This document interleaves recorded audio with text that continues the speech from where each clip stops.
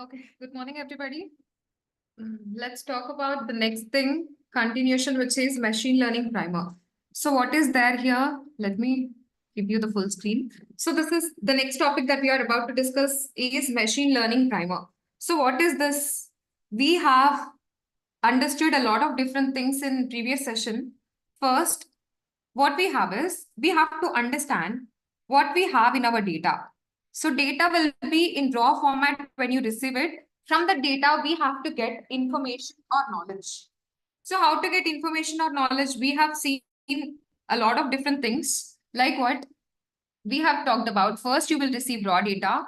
From the raw data, you will just draw information. And from information, you will just get knowledge as well as wisdom.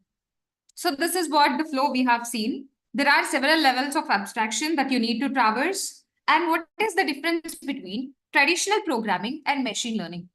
I hope this wasn't discussed in the previous session. So what is the difference between traditional programming and machine learning? So in traditional programming, we already seen this one. So it is present in the slide. You can see it here. So machine learning.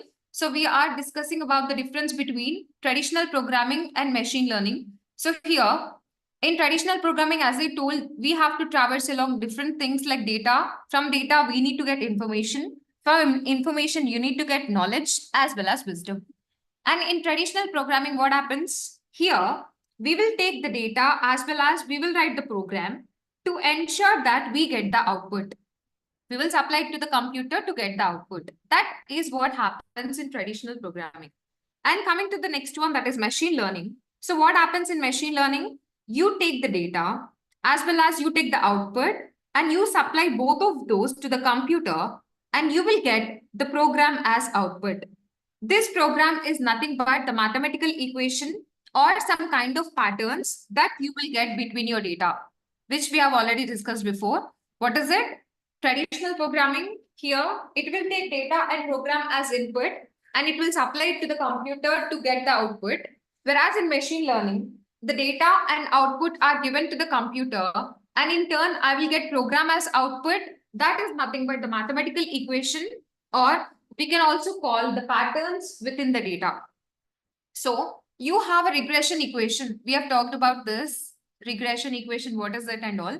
So if you have a regression, you have an equation like y is equals to beta naught plus beta 1 into x1 plus beta 2 into x2 and so on, depending upon the number of input variables. If you have neural networks, which we are about to discuss, the most important black box technique that we have, neural networks, and neural networks, you will have an expression like y is equals to b plus w1 into x1 plus w2 into x2 and so on, depending upon your input variables. Now, what are the different machine learning types that we have? We will see. So first one we have is supervised learning. We talked about this, I guess. So supervised learning and unsupervised learning, semi-supervised learning. So what happens in supervised learning? We have input variables as well as output variables. Based on the input, we are going to predict the output. And here, if we are predicting a categorical class that comes under classification, if you are predicting a numerical value, it is a regression.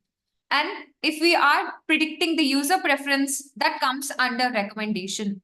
That is what happens in supervised learning. And also you have one more thing, that is retrieval. Retrieval is nothing but predicting the relevance of an entity. And unsupervised learning, you don't have an output variable. And here there is no prediction happening. And there is one more thing, that is reinforcement learning and also knowledge transfer. All these things we have seen in previous session. So semi-supervised learning is nothing but it is the combination of supervised and unsupervised. Unsupervised and supervised combined together to give the semi-supervised learning. What is it? For suppose, the moment you get the data set, you have got some data set, you will supply this, or on this data set, you will apply clustering. Clustering is nothing but unsupervised learning. After performing the clustering, you will get different clusters. Now, if you have 1 million records, for suppose, if you have 1 million records and you are about to do the clustering, then you will get some resizable small clusters. On each and every cluster, you will perform the predictive modeling, that is supervised machine learning algorithms. You can apply whatever you want. So whether KNN or anything that of your choice, you can apply it. This is the combination of unsupervised and supervised, which comes under semi-supervised learning. And transfer learning is nothing but we have some pre-trained models which we talked about before. And pre-trained models means what? There are a lot of pre-trained models when we are working on neural networks or deep learning. To train your deep learning algorithms, you need a lot of data. And given that, you need access to that lot of data. So we need very powerful computers. The more the number of parameters, the better you would get the learning in machine learning algorithms. When it comes to regression algorithm, you have these parameters. And when it comes to neural networks, you have these parameters. So the more the number of parameters, the better the learning that you can get. So there is an algorithm which is built on cats and dogs. So this is image recognition. So which is based on cats and dogs. And then can we use this algorithm that we designed for this specific purpose for another thing? Maybe I want to use the same algorithm on cancer, whether the patient is cancerous or not. I have to deal with that using the same algorithm. Can I do that? Yes, we can use it. Can I use the same algorithm? We can use it with the help of pre-trained models, which is called as transfer learning. So this is the thing that we have discussed in the previous session. And then, so the namings you have to remember what are the different names for input variable and what are the different names for output variable. And memory check, like we have talked about which comes under which type of problem, whether it is a two-class classification problem or a regression problem or a recommendation problem or a retrieval problem. We have discussed this in previous session. This is memory check. Okay, if it is working on numbers, for suppose how much interest rate should I lend money to customer X? It is talking about values. So this comes under regression problem. When it is talking about categorical data like this, does this pathology whole slide image show cancer? This is regarding the image. This comes under classification because this is dealing with categorical data. So that is how we can just categorize these problems into whether it is falling under recommendation problem or it is a retrieval problem or it is a regression problem or it is a classification problem. We have discussed this. The next thing that we have is deep learning history and applications. We have also started talking about this. So in 2012, if you observe here, in 2012, there was like a war going on between different methods like SVM and also neural networks. So if you see here, these two fall under black box techniques, but out of which we are discussing neural networks only. So people were trying to manually extract the features when it comes to images. Here you can see a lot of images coming. Out of the images, people want to extract the features. So this extracting, each and every image, you know, it will have a pixel and each and every pixel will have an intensity value. And that value may range in between 0 to 255. If it is 0, that is black in color. If it is 255, that is white in color. In between, you have different colors like gray and all. Okay. So if you manually extract this information and place it in a tabular format, for each image, if I say I have 6 into 6 matrix, so I have totally 36 features. Now on this data set, I want to apply predictive model technique. So you will have an output variable which happens to be a label that this is a tiger or leopard, what this image is specified or categorized under. So this is a leopard, this is a cherry, this is a mushroom. So that should be your output variable, which is a label. So here, if you take this data and apply it to predictive modeling techniques such as support vector machine like SVM, it will give you an output by classifying the image, it falling under which one and delivers the result. However, if you use the neural network algorithm, these kind of features regarding any file will be automatically extracted. So SVM will manually extract the features from the images and neural network will automatically extract the features. If you automatically extract the features, one disadvantage is that for what features your model extracted, what are the features that your model extracted, you can't understand what is it. You don't have any idea about that. You don't know what features are extracted. This is the disadvantage when it comes to neural networks. So if you see back in 2012, algorithms are giving 2012 algorithms are giving 70 to 75% of accuracy. 70 to 75% of accuracy. When people tried out neural networks, when people tried out neural network algorithms, they have achieved the accuracy of nearly 85%. They have achieved the accuracy of nearly 85%. So from then, it is all about neural network algorithms because it is giving me most accuracy. Now, let's see what is present in the next slide. So this is the architecture of neural network. This is how it is looking like. And these are the classifications that we have. You can go through these. So best previously, without using neural networks, they got an accuracy of 25%. After using the networks, they increased their accuracy by 15%. This is what we have. And also, way back in 2015, so these are the things that you can understand. What are the different methods present and what is the top error rate present? Okay, so this was considered as a problem, what is it? Back in 2015, if you see, this is considered as a problem. So AI is used to get back, and today it is even more mature to use. So what is AI in the first place? What do you mean by AI? If you can automate the human intelligence, which we talked about before, let me show you the slide. So we can use it in various purposes, like deep learning can be used in speech recognition. So if you see, there is an example provided here. Microsoft researchers achieved new conversational speech recognition milestone. So these are the few applications. I hope this was done before. So this is one more example. And for image captioning, also I can use my deep learning algorithms. Image captioning is nothing but when you supply an image to your algorithm, it will come up with the caption. So for this image, what is the caption? Two pizzas sitting on top of a stove top oven. So image recognition is very hard and giving the caption is even more harder. So deep learning algorithms, one of the application is it can give the caption to the images. And this is another example for image captioning, a group of people shopping at an outdoor market. And we can also use these for chatbots. So you already know about chatbots, like if we give if you ask a question, it will reply you according to the image provided.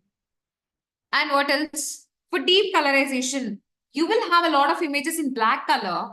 And then if you take those images and if you supply it to your deep learning model, this will automatically put a color to these images. That is called as deep colorization.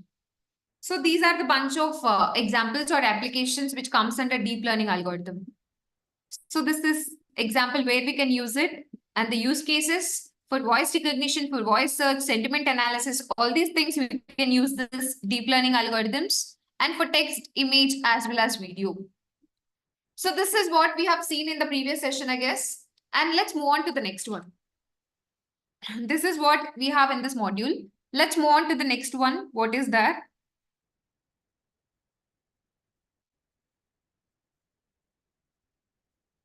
We have also talked about this, I guess.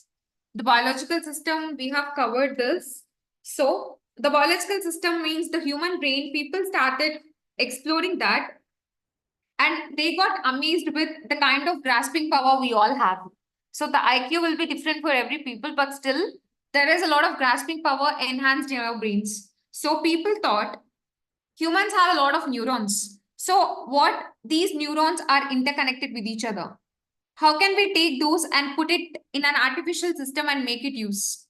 So see, biological system, can we use it in artificial system? So coming to the human brain, the basic compositions, it consists of, the basic unit is neuron in the human brain. And how many neurons are there? 10 power 11. Out of which, how many average number of neurons are connected to each other? That is 1000 or 10,000. And the communication speed is much slower, order of a few milliseconds. And complex perceptual decisions take just a few hundred milliseconds. If we are thinking about a lot of different things at the same time, how much maximum time each and every decision will take? Just a few hundred milliseconds. That is what we have. And why has this use of multiple layers to get success? So it captures compositionality. World is compositional. So what is compositionality?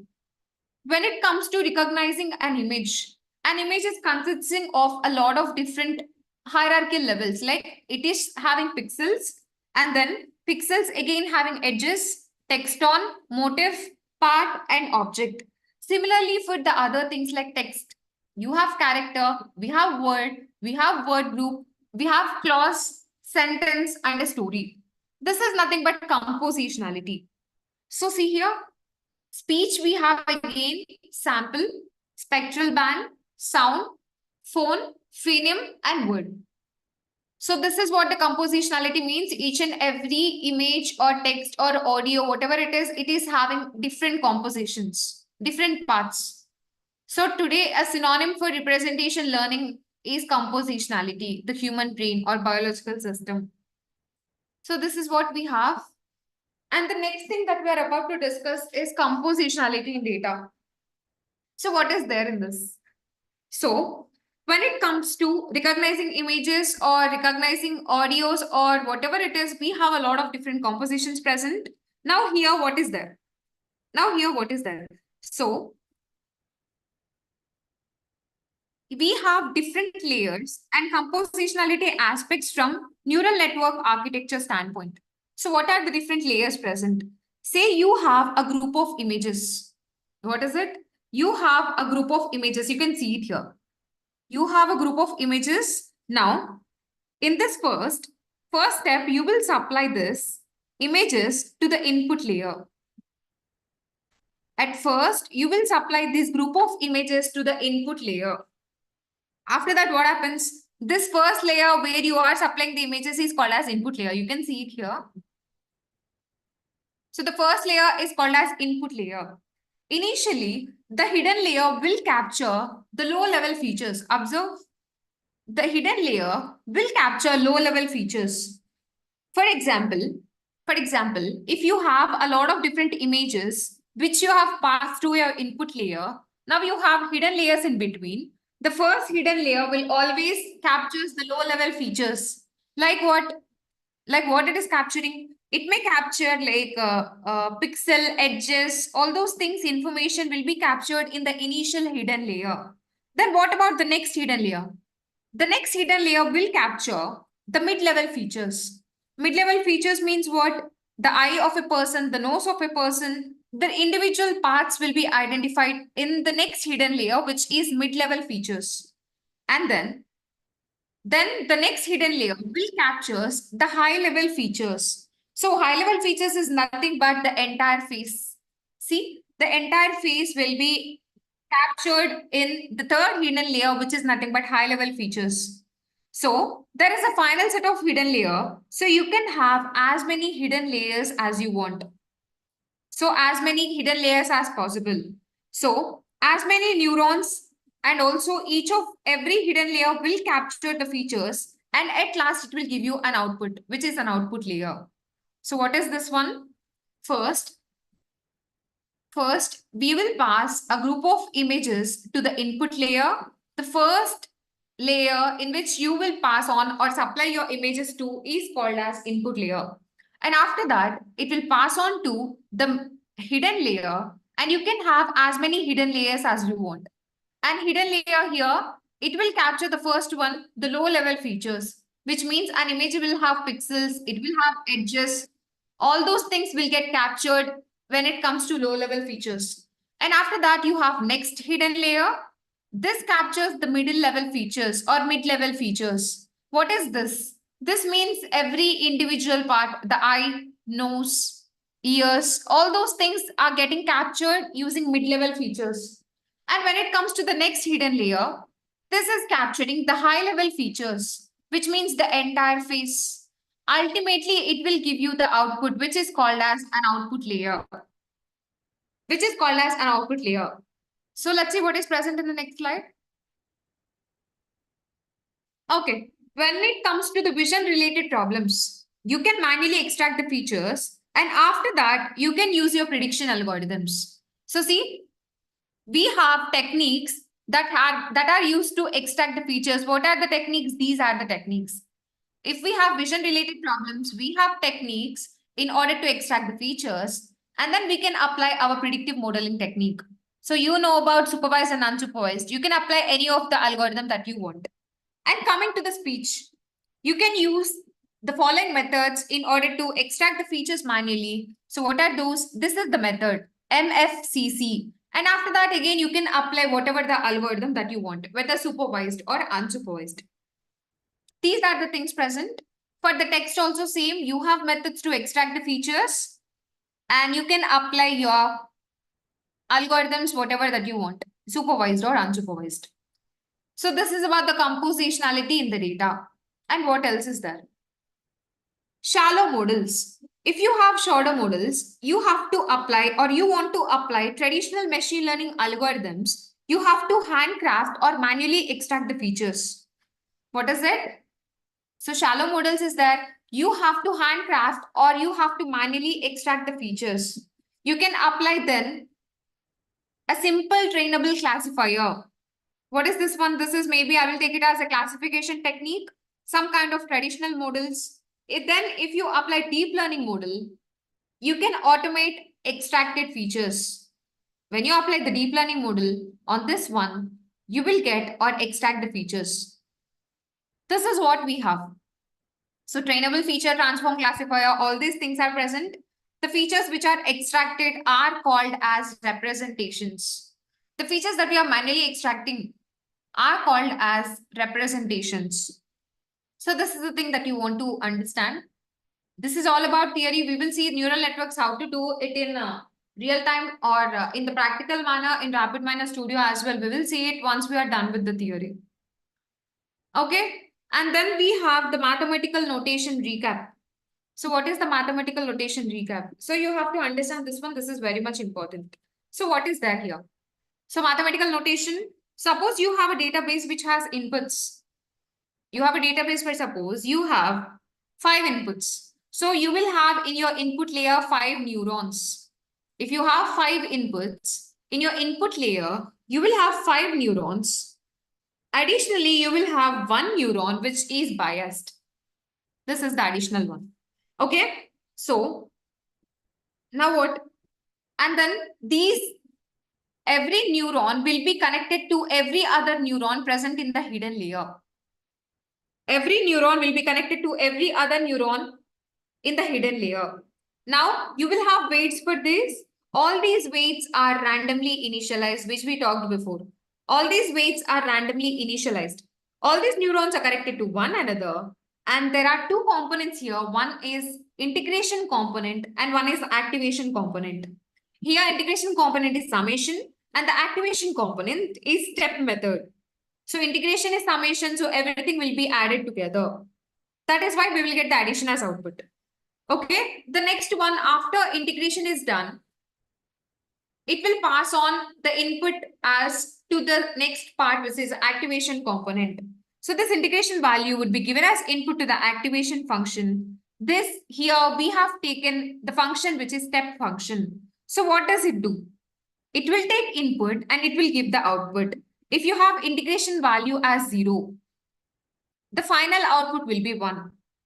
If you have anything, the integration value which is greater than 0, then the final output will be 1. If the value of integration function is less than 0, it will be equivalent to 0. So that is what we have. F of x, it is greater than or equal to 0, then 1 is the output. If f of x is less than or equal to 0 or less than 0, that is 0. As we talked about before, the value is 0. If the value is 0.8, which means it is greater than 0. Greater than 0 means what? It will be the activation function or the output will be 1. That is your predicted value. So this is what we have seen before. Next, what is that? We have talked about all these things. Let us move on. We have seen the 3 types also, mini batch, batch gradient, and also stochastic. We have seen these things. How to train a perceptron also we are done with this. This example also I have shown you.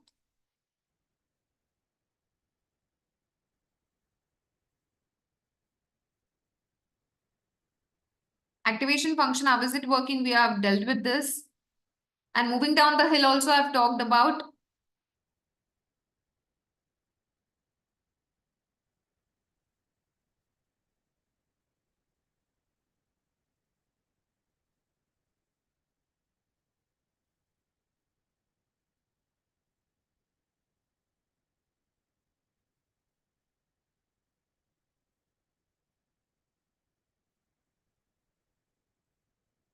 This also we have seen. You can have any number of hidden layers and you can have any number of output layers also. This we have talked about before.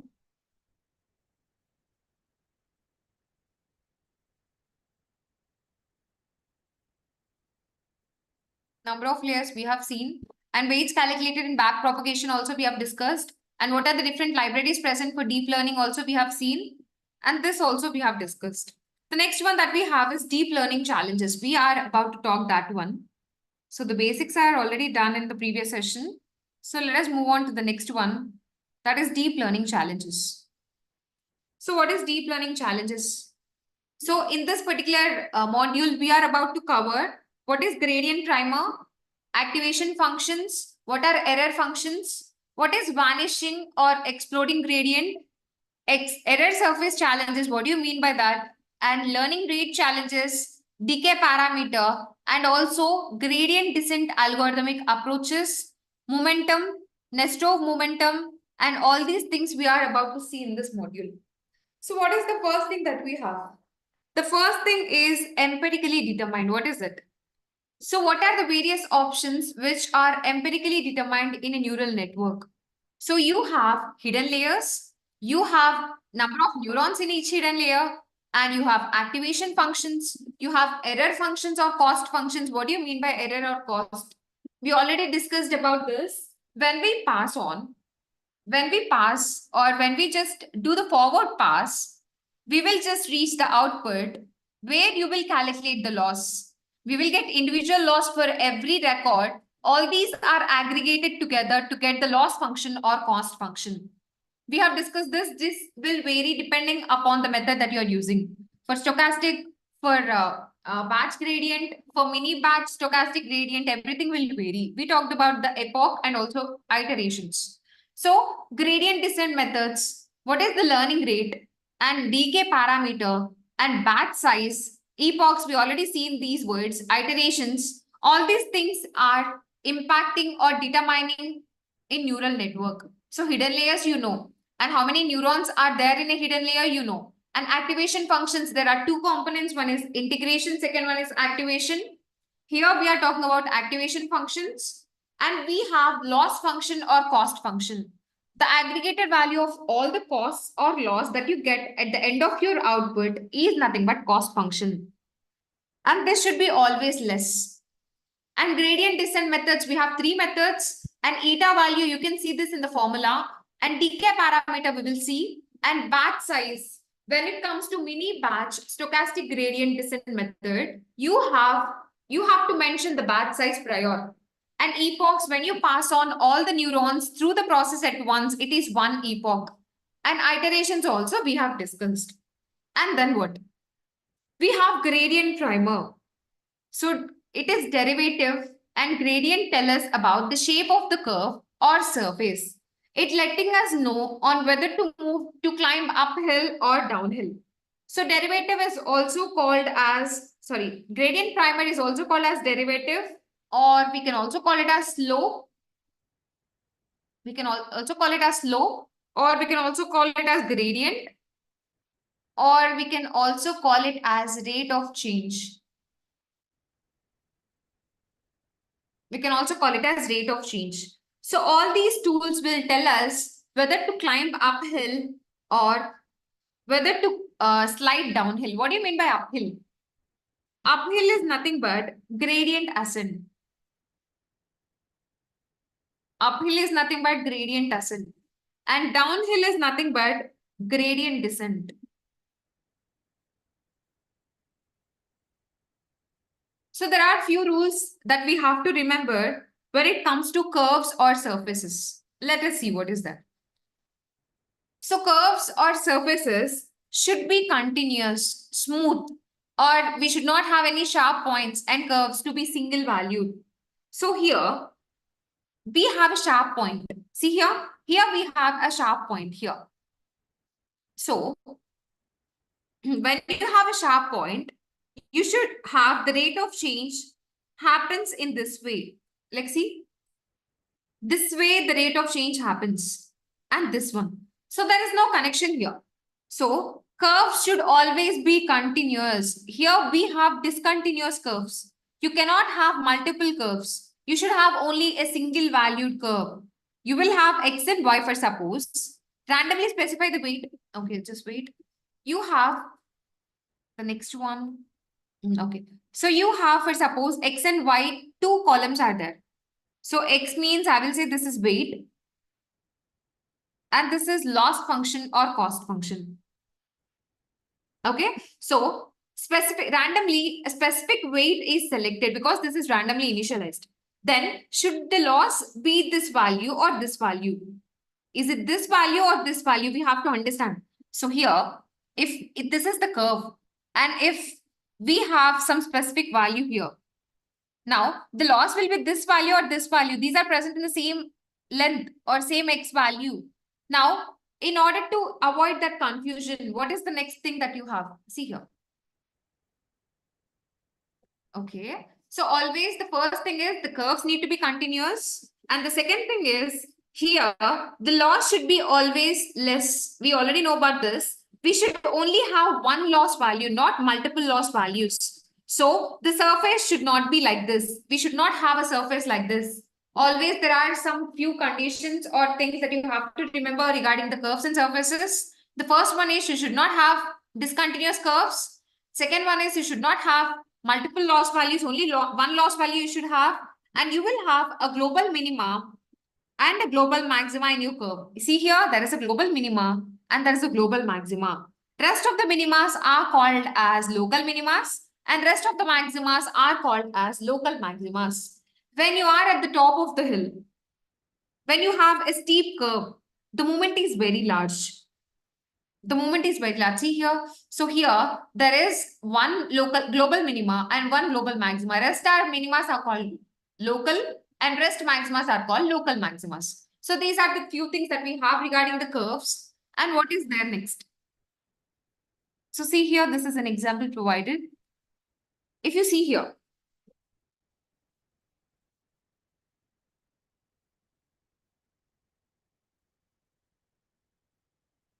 so for suppose when you are at the top of the hill,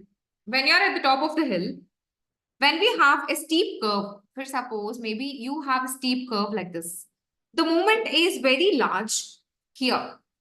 The movement is very large here. And when you approach the flat surface, the minima, the peak will decrease. Here the peak will decrease. The rule is always you have to get to the minima. The very least value that you have to reach there. If you have a curve like this, see here. So always the movement will increase and you have to ultimately reach the minima. That is the objective that we have. This is the minima. So see, every time it descends, but there is no peak here. It is getting reduced. So it is stopping here. And what is the next thing that we have? So here you have again this one. You always have to reach the minimum, which we talked about before. And what is the next thing? If you have this one, you have to always reach the maxima. So if you have a curve like that, your goal is to get to the maxima. If you have a curve like this, your goal is to reach the minima. If you have a flat surface like this, if you have a flat surface, then this will be a challenge for you. There will be a challenge. Suppose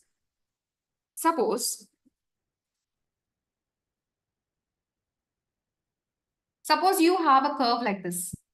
Imagine you have a curve like this. Now, if your curve is like this, when you start updating your weights,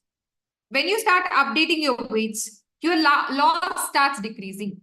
But once it reaches the flat surface, as we told before, the rate of change is very less. It stops. But you have to have better minima here. So this is another challenge. What happens here? So here, when I'm updating my weights, usually the loss is decreasing. And when it reaches a flat surface, automatically the rate of change will be less. So here it will stop. but I have a better minima here. So this is also one of the challenge. So another challenge is that we have a saddle part. We have a saddle point. You know about the saddle point, right? If you think about saddle, when you look from here, it looks like a curve. It appears like this. It appears like this. So this here, our objective is to reach the minima. If you look from here, it may be looking like this. Now here our goal is to reach the maxima. So from one direction, it appears to have minima. From another direction, it appears to have maxima. These kind of points are called as saddle points. These kind of points are called as saddle points. So it can be either maxima or minima. It can't be both. How can I get rid of these things? We don't want to get stuck in between these. So these are the various things that you have to remember regarding the surfaces. So what is it? When you have or when you are updating the weights, the ultimate goal of yours is to get to the minima. The ultimate goal of yours is to get to the minima. When you have a curve like this, you have to reach the minima.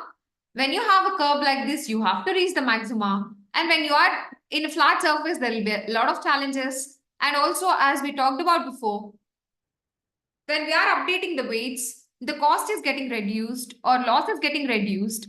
When it reaches to a flat surface, the rate of change will be reduced, which means there it stops. The process will stop there. But we have further a lot of possible minimum values present. So this is also one of the challenge. And there are certain points which are called as saddle points. When we look from one direction, it appears to have minima.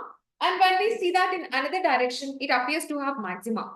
Such points are known as saddle points. These things are theoretical, which you have to remember. The next one that we have is vanishing or exploding gradient. What is this?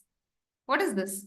So this is extremely prevalent when it comes to RNN, recurrent neural network. We will talk about that later. So as we told, see here, what is there? So as we told, the weights will be less than 1. As we discussed before, the weights will be always less than 1. Okay? When we keep on multiplying the values which are less than 1, it will ultimately reach 0. Like I have 0.9 and I will multiply with 0.9, I will get lesser value. And again, I will multiply with 0.8, I will get even lesser value. So ultimately, it will reach 0. Then here, your algorithm will stop. Because of it, we cannot reach the minima. But our goal is what? I have to reach the minima. But if the algorithm stops, how can I reach the minima? Okay, that's why we have random weights are randomly initialized. If the weights are randomly initialized in such a way that they are less than 1, that is called as vanishing or exploding gradient. What is it? If the weights are randomly initialized in such a way that they are less than 1, then that is called as vanishing or exploding gradient. So in exploding gradient problem, what happens is, if all the weights are initializing in such a way that they are greater than 1, first, suppose imagine they are greater than 1. Then the weight of gradient will be very large. So 1 into 2, it will be 2.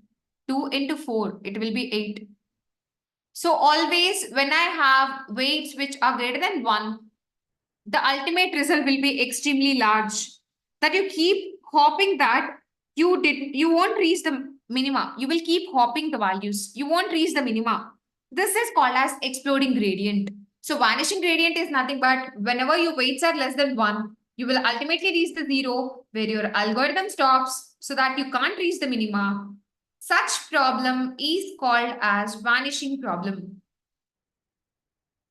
Vanishing problem. First, suppose if we initialize the weights in such a way that they are greater than 1, then we will have much bigger value. Then we will keep hopping from one place to other place. We won't reach the minima here as well. Such a process is called as exploding gradient. Exploding gradient. So this is one thing you have to understand. And what else?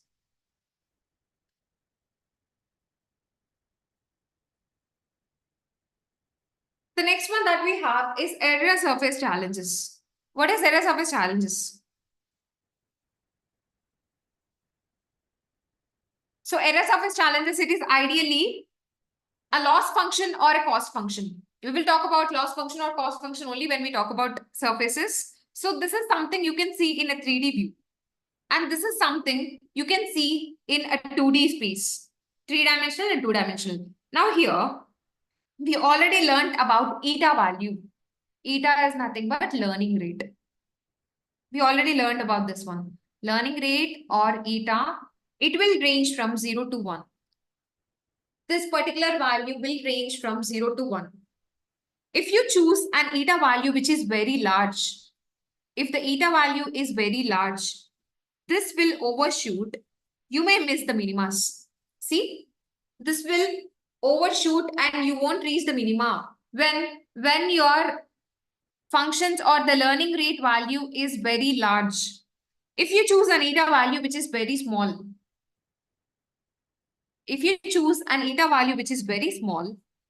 then your algorithm may take infinite steps like that. See here, from here to here, from here to here, here to here, here to here, and so on.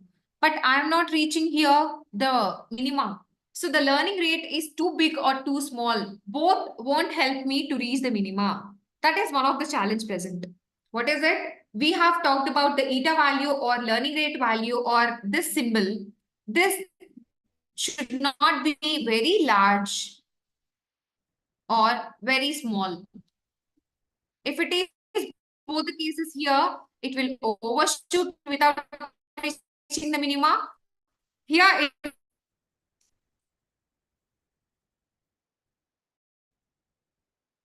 so both are challenges here in this particular scenario. And what else? So we have challenges with regard to the learning rate eta value. So here, if you choose a constant learning rate, if you choose an eta value of 0.125, what will happen here? What will happen here? Here, what will happen is, if you have a point, so these initially, it will stop at first step and it will go to the second step and so on. Then what would happen? What would happen? What would happen? So it will just move here and there. This problem is called as bouncing around the bow problem.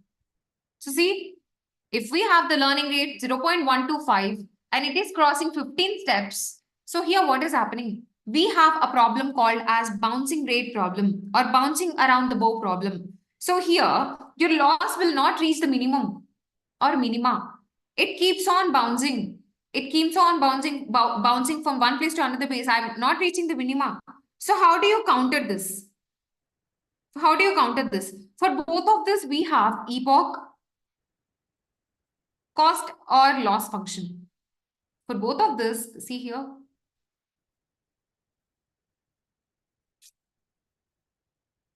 We have epoch and also the cost or loss function here.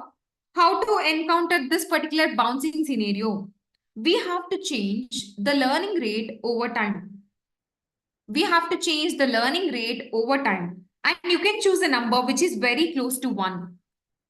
So how to encounter this problem that we are facing, which is bouncing around the bow problem. So here always you have to change the learning rate over time. And you have to choose a number which is very close to 1. You can say maybe 0.99. See here what is there. Bouncing around the bottom of the bowl when we use constant learning rate. How about changing the learning rate over time? An easy ways to start, big and gradually get smaller is to multiply the learning rate with a number which is almost equal to 1. That is, he had taken an example which is 0.99.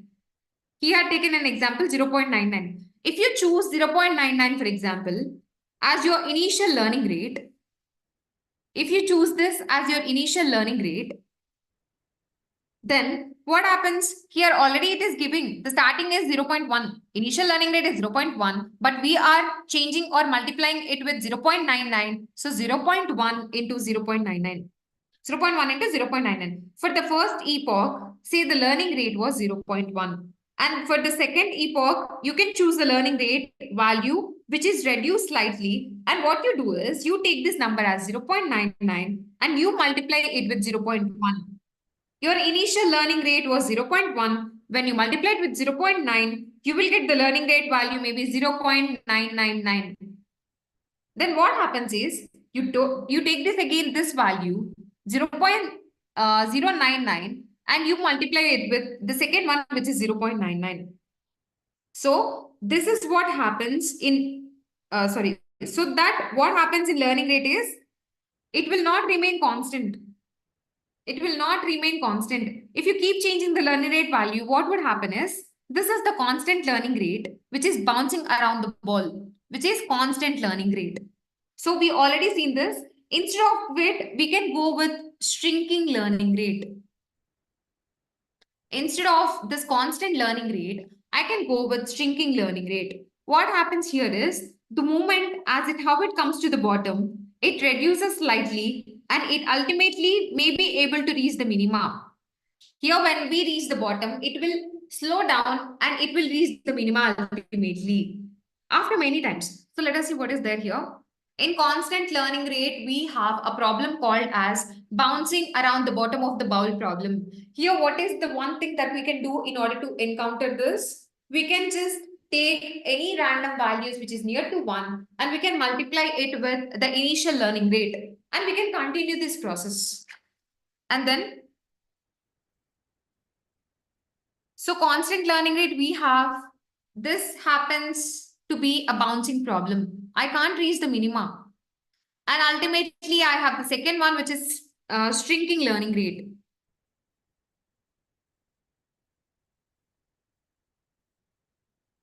And the next one we have is shrinking learning rate. So what happens here in the shrinking learning rate? So here, as the moment it comes to the bottom, see here, as the moment it reaches the bottom, it will just move here and there. Ultimately, it will reach the minima. In constant learning rate, also you might reach the minima. In constant learning rate also you might reach the minimum, but after a lot of times, after many times, the learning rate will be having more time. Why more time? Because it is bouncing across. So the point is it will reach the minima, but it will take a lot of time if you use constant learning rate. However, when it comes to shrinking learning rate, you are doing math operation on initial learning rate. So here you are doing a math operation on initial learning rate, which means we are calculating 0.1 into 0.99 and so on. So here we are calculating math operation, or we are doing a math operation on initial learning rate with the value that is closer to 1. When you do that, you will very soon reach the minima. These are all the optimization techniques that you have. Techniques which will help you train your model faster to reach the minima faster. So what did we understand from now? As we talked about before, learning rate should not be very small and it should not be very big. If it is in both the cases, we can't reach the minimum. So if it is this one, vanishing or exploding gradient, we have seen those two words also. So if your learning rate is very small, it will overshoot and I can't reach the minima. If it is having an eta value or learning rate value which is very large, sorry, very small, it will just give me an infinite set, but ultimately I can't reach the minimum. And we have constant learning rate and shrinking learning rate. In constant learning rate, what happens? Here, we may reach the minima. We might reach the minima, but it will take a lot of time to reach it because we have bouncing around the bottom of the bowl problem. It will bounce across, but I can't reach the minima ultimately. That is constant learning rate. But when it comes to the second one, which is shrinking learning rate, here we will apply some math operation on initial learning rate. As I told before, we will just randomly take some value which is closer to 1 and we will multiply it with initial learning rate. And we will multiply it with initial learning rate. And after that, what happens? We will ultimately reach the minima. That is what happens in shrinking learning rate. So this is what we have discussed up to now. And you have to remember the error surfaces challenges also. When it is saddle point, I may have minima from one direction and I may have maxima from another direction. If the shape of the curve is this one, your goal is to reach the maxima. If your shape of the curve is like this, you have to reach the minima. If you have such curves, you may stop ultimately when you reach a flat surface, but I have minima here. This is also one of the challenge. These are the challenges with respect to the error surface or the curves. And you should always have continuous curves. They should not be discontinuous curves. And you should have only one loss or cost value, no multiple loss or cost values. So these are the things that we have seen. The next one that we have is error function. So what is it? What is error function? What is present here? So here, so when it comes to shrinking learning rate, we have a lot of other options once again. What is it? This shrinking learning rate, what we do, we give a number closer to 1, like 0.99 and so on, and multiply it with the learning rate with that. So this you multiply the learning rate with some number, which is called as a decay parameter.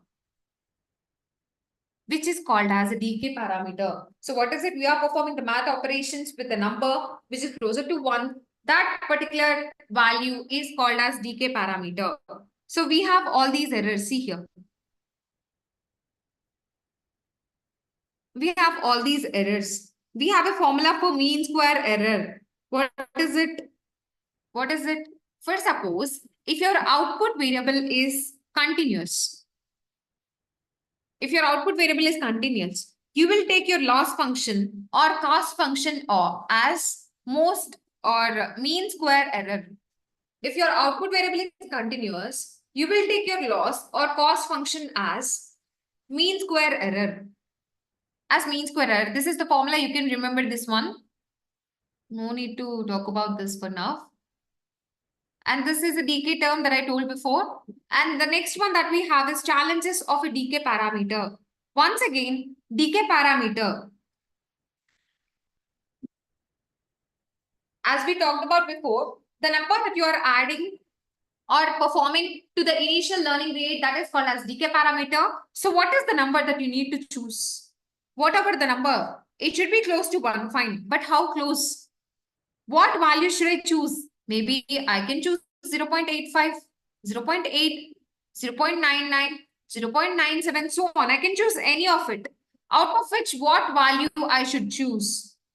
So one technique here is called as exponential method. One technique here is called as exponential method. So see here. So there are a lot of things. So the first method that we have is exponential method. So what happens in an exponential method? So you exponentially keep decreasing your learning rate. Here, you exponentially keep decreasing your learning rate. And then what? You have other methods also, step method, step exponential, all these things. See here, the next one is step exponential method. Another variant that we have is step exponential method. Here, what happens? Here, for a few epochs, you don't want to make any change. For few epochs, here you have epochs present on the x-axis and learning rate on y-axis. For few epochs, maybe up to 5, I don't want to change my learning rate value. I want them to be fixed. Let it be constant.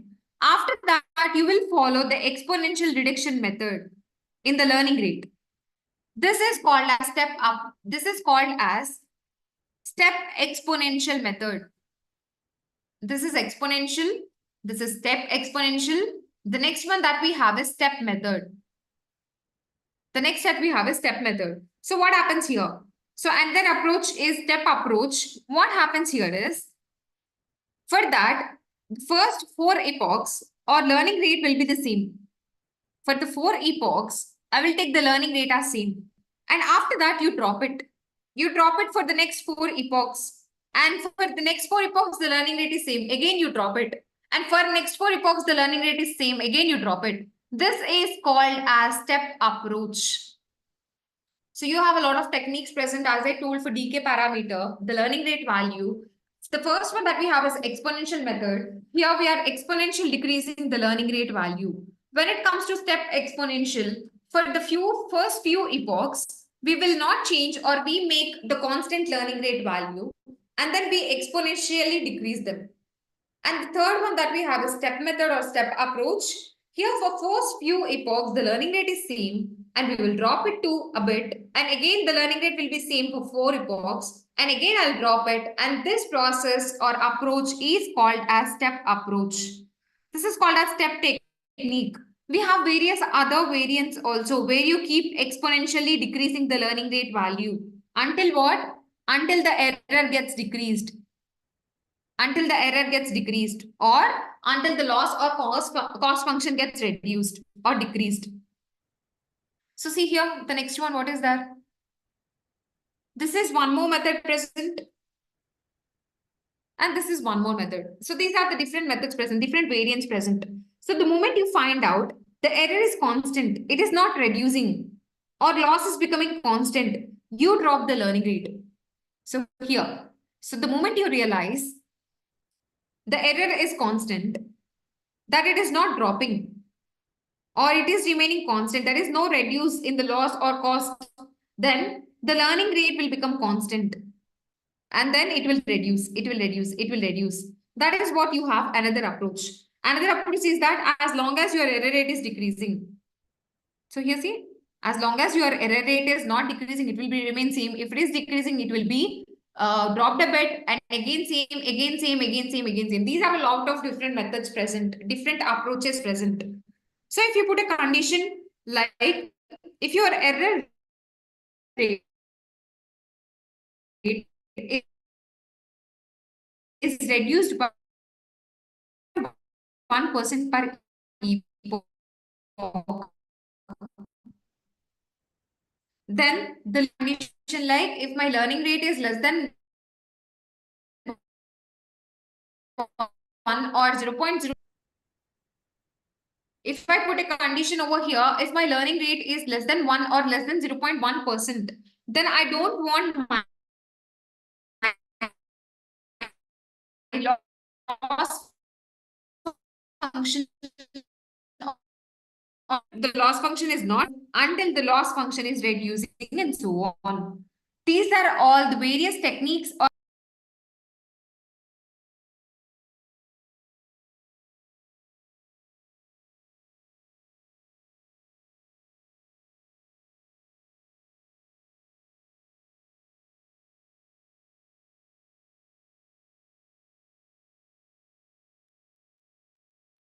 so we have talked about up to now the challenges. What is DK parameter? All these things. DK parameter, what is it? As we talked about before, in constant learning rate, there is a problem like bouncing down, bouncing to the bottom of the bowl problem. Here, I'm not reaching the ultimate minima, which is my goal. For that, I have the next one that is shrinking learning rate problem. So in that, what we will do some math operations by using a DK parameter. For that, you have again different approaches present. The first one is exponential method. Second one is step exponential. Third one is step approach. And fourth one that we have is bold driver. There are various techniques present. You can go for any one of it. So we will talk about the algorithmic approaches after a 10-minute break. We will have a quick 10-minute break and we will talk about the rest of the topics after the break.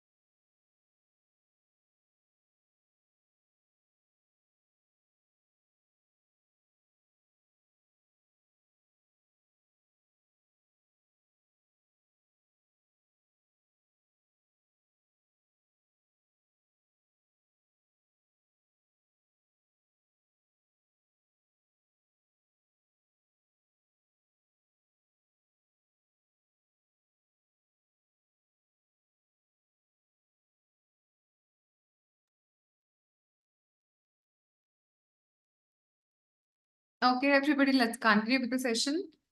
So we have seen the different types of methods that we have for decay parameter.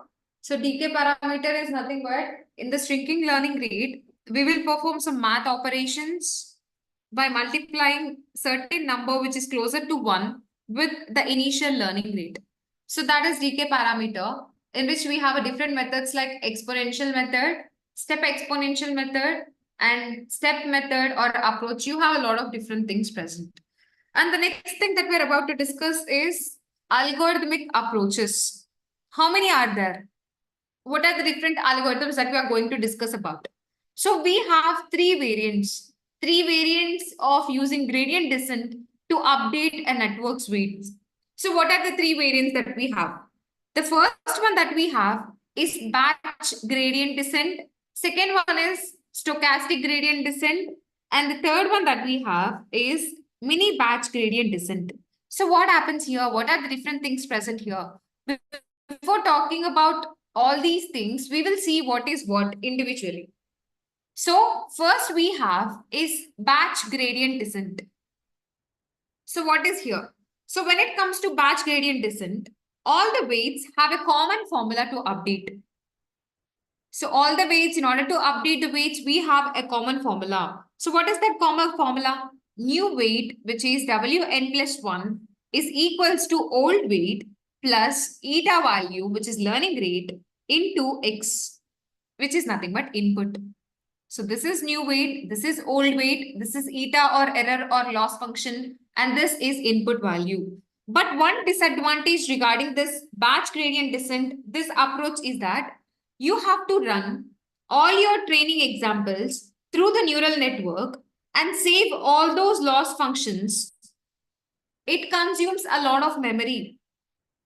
This is an offline algorithm. We will see which is present in the further slide. So before going into the further slide, what is loss function? It is error used for back propagation. So we have seen after the forward pass, once we complete one epoch, we will get back, which is back propagation algorithm. Why? In order to update the weights.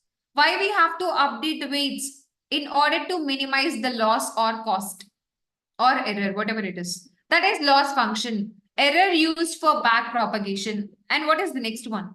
Activation function, a function which is applied on output of neurons. So for suppose you have input layer, which is passed to the neuron of the hidden layer, which consists of two components. One is integration component, second one is activation component. From this, you will get the output. This is activation function or activation component. And then what? Iteration. It is equivalent to when a weight update is done.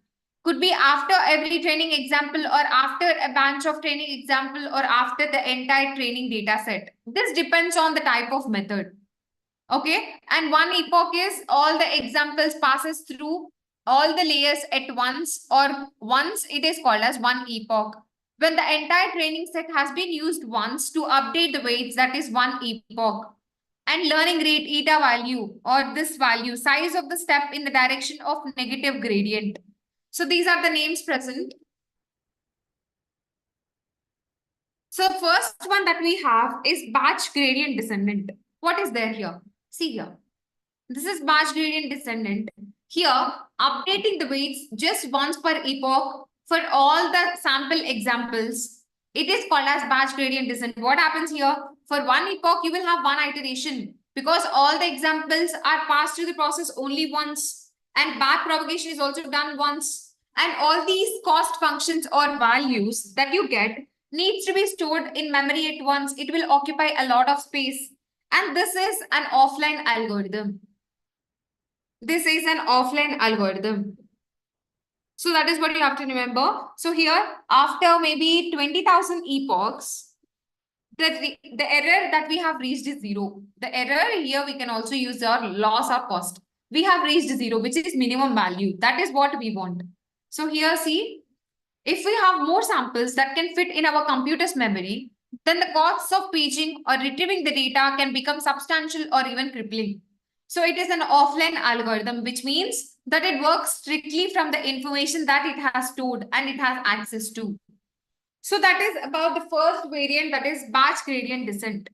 And the second one is stochastic gradient descent. It is random. So here we are randomly choosing the values in order to pass it through the hidden layers. So here see, this is an example present. And here updating the weights after every sample. This is called stochastic gradient descent, or more commonly just SGD. So here what happens? Sometimes you may get a peak like that, like this. You may get a peak like this. And after 200 epochs, the error is actually dropping. Here you got a peak, error is actually dropping, or your loss function is actually dropping. Suddenly you have again a spike. Then it again reduces. So here frequent updates will be there. What is it? Here frequent updates will be there. Frequent updates are there. So what do you mean by frequent updates? What do you mean by frequent updates here? So here, every time as you see in this picture, here, it is reaching or it is having a small spike over here after 150. And after that, it is reaching to the bottom. Again, it is reducing, again having a spike, again reducing. So here there will be frequent updates. There will be frequent updates. This is an online algorithm. This is an online algorithm. This is an online algorithm. So here, when you start training, here, we will randomly choose the training examples. That is what we are calling it as random. We are randomly choosing the training examples in order to process. We will process them one by one each time. Each time there is an observation that passes through the network, quickly you come and update the weight to minimize the loss. For suppose I have 100 examples. I have one epoch, I will have 100 iterations because I am passing individually each and everything randomly. That is what we have under stochastic gradient descent. So what is there here? Let us see. So that word is in there because the samples arrive in a random order. So we can't predict how the weights are going to change from one sample to the next, which is very random. And randomly shuffle the training set and update the parameters after the gradients are computed for each example. And this is an online algorithm because it does not require the samples to be stored or even consistent from one epoch to the next one. This is an online algorithm. So this is about the second one, which is stochastic gradient descent. And coming to the third one, we have mini batch stochastic gradient descent. So in this, you have to provide. So in this, you have to provide a batch size. You have to provide a batch size. So how to provide batch size here? How to provide batch size here? So here, you can take any batch size you want. Maybe it is 200 or 300 or 500. Anything is fine. So you have to define the batch size. And usually the batch size will be the power of 2. Like 8, 16, 32, 128, 64, like this. Why? Because the reason behind this is your memory, your RAM, your GPU capacity, maybe 8 GB or 16 GB or 32 GB, so on. So to make use of it, the entire capacity, you will be giving the actual batch size as the power of 2. So out of these, which one is the best? Out of batch gradient descent and stochastic gradient descent and mini batch stochastic gradient descent, which one is best one? So out of these, this is the best one, mini batch stochastic gradient descent. So let us see what is present in the slide for this one. So we have here an example provided, and we can find a nice middle ground between the extremes of batch gradient, which updates once per epoch, and stochastic gradient descent, which updates for every sample. It is in between. This compromise is called as mini batch gradient descent. So here we update the weights after some fixed number of samples. That is nothing but the batch size. The number is almost always considerably smaller than the batch size. This is frequently taken as the power of 2, which is in between 32 and 256. And how many updates this this perform? That is what we have to understand, which is a challenge. How many updates this mini batch SGDs should perform? SGD means stochastic gradient descent. So what are the challenges that we have in this one? What are the challenges that we have? So mini batch also have certain challenges like, first one, see. First, let us talk, then we will see the slide. So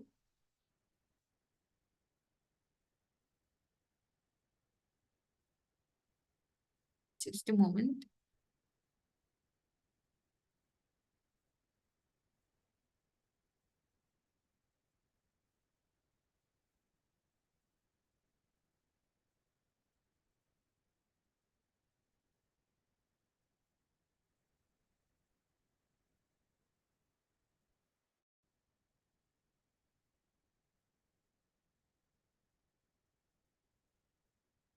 This one we are talking about. So mini batch SGD is having some challenges. What are those challenges? How can we talk about those challenges? The first one is you still need to choose the learning rate. We should choose the learning rate.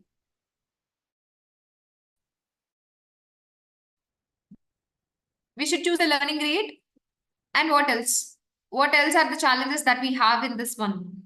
The second one is the smaller value we have, for suppose the value is very small or very large. The learning rate value is very small or very large. It might ensure that your data does not get to the minima properly. So you get stuck in a shallow level. You don't reach minima. This is also one challenge present. So instead of using constant learning rate that we have discussed before, you can use shrinking learning rate. What is it? Instead of using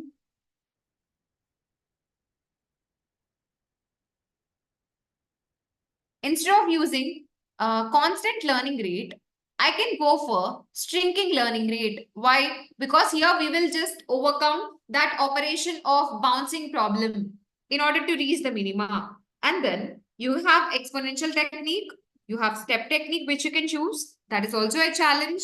And you need to provide the batch size because this is mini batch SGD. What is the batch size? What is the appropriate batch size? That is also one of the challenge. And also this algorithms like the stochastic gradient, batch gradient, mini batch gradient, they only have one single formula to update the weights. So how to overcome these challenges? So let us see here what is there in this slide. So what is that I've talked about before? So we have to talk about batch size. What is the appropriate batch size? We don't know. And we have only a common formula for all the different methods in order to update the weights. And also, we have to choose the learning value. It should not be very small or very large. If it is, we will have a bouncing rate problem. We can't reach the minima.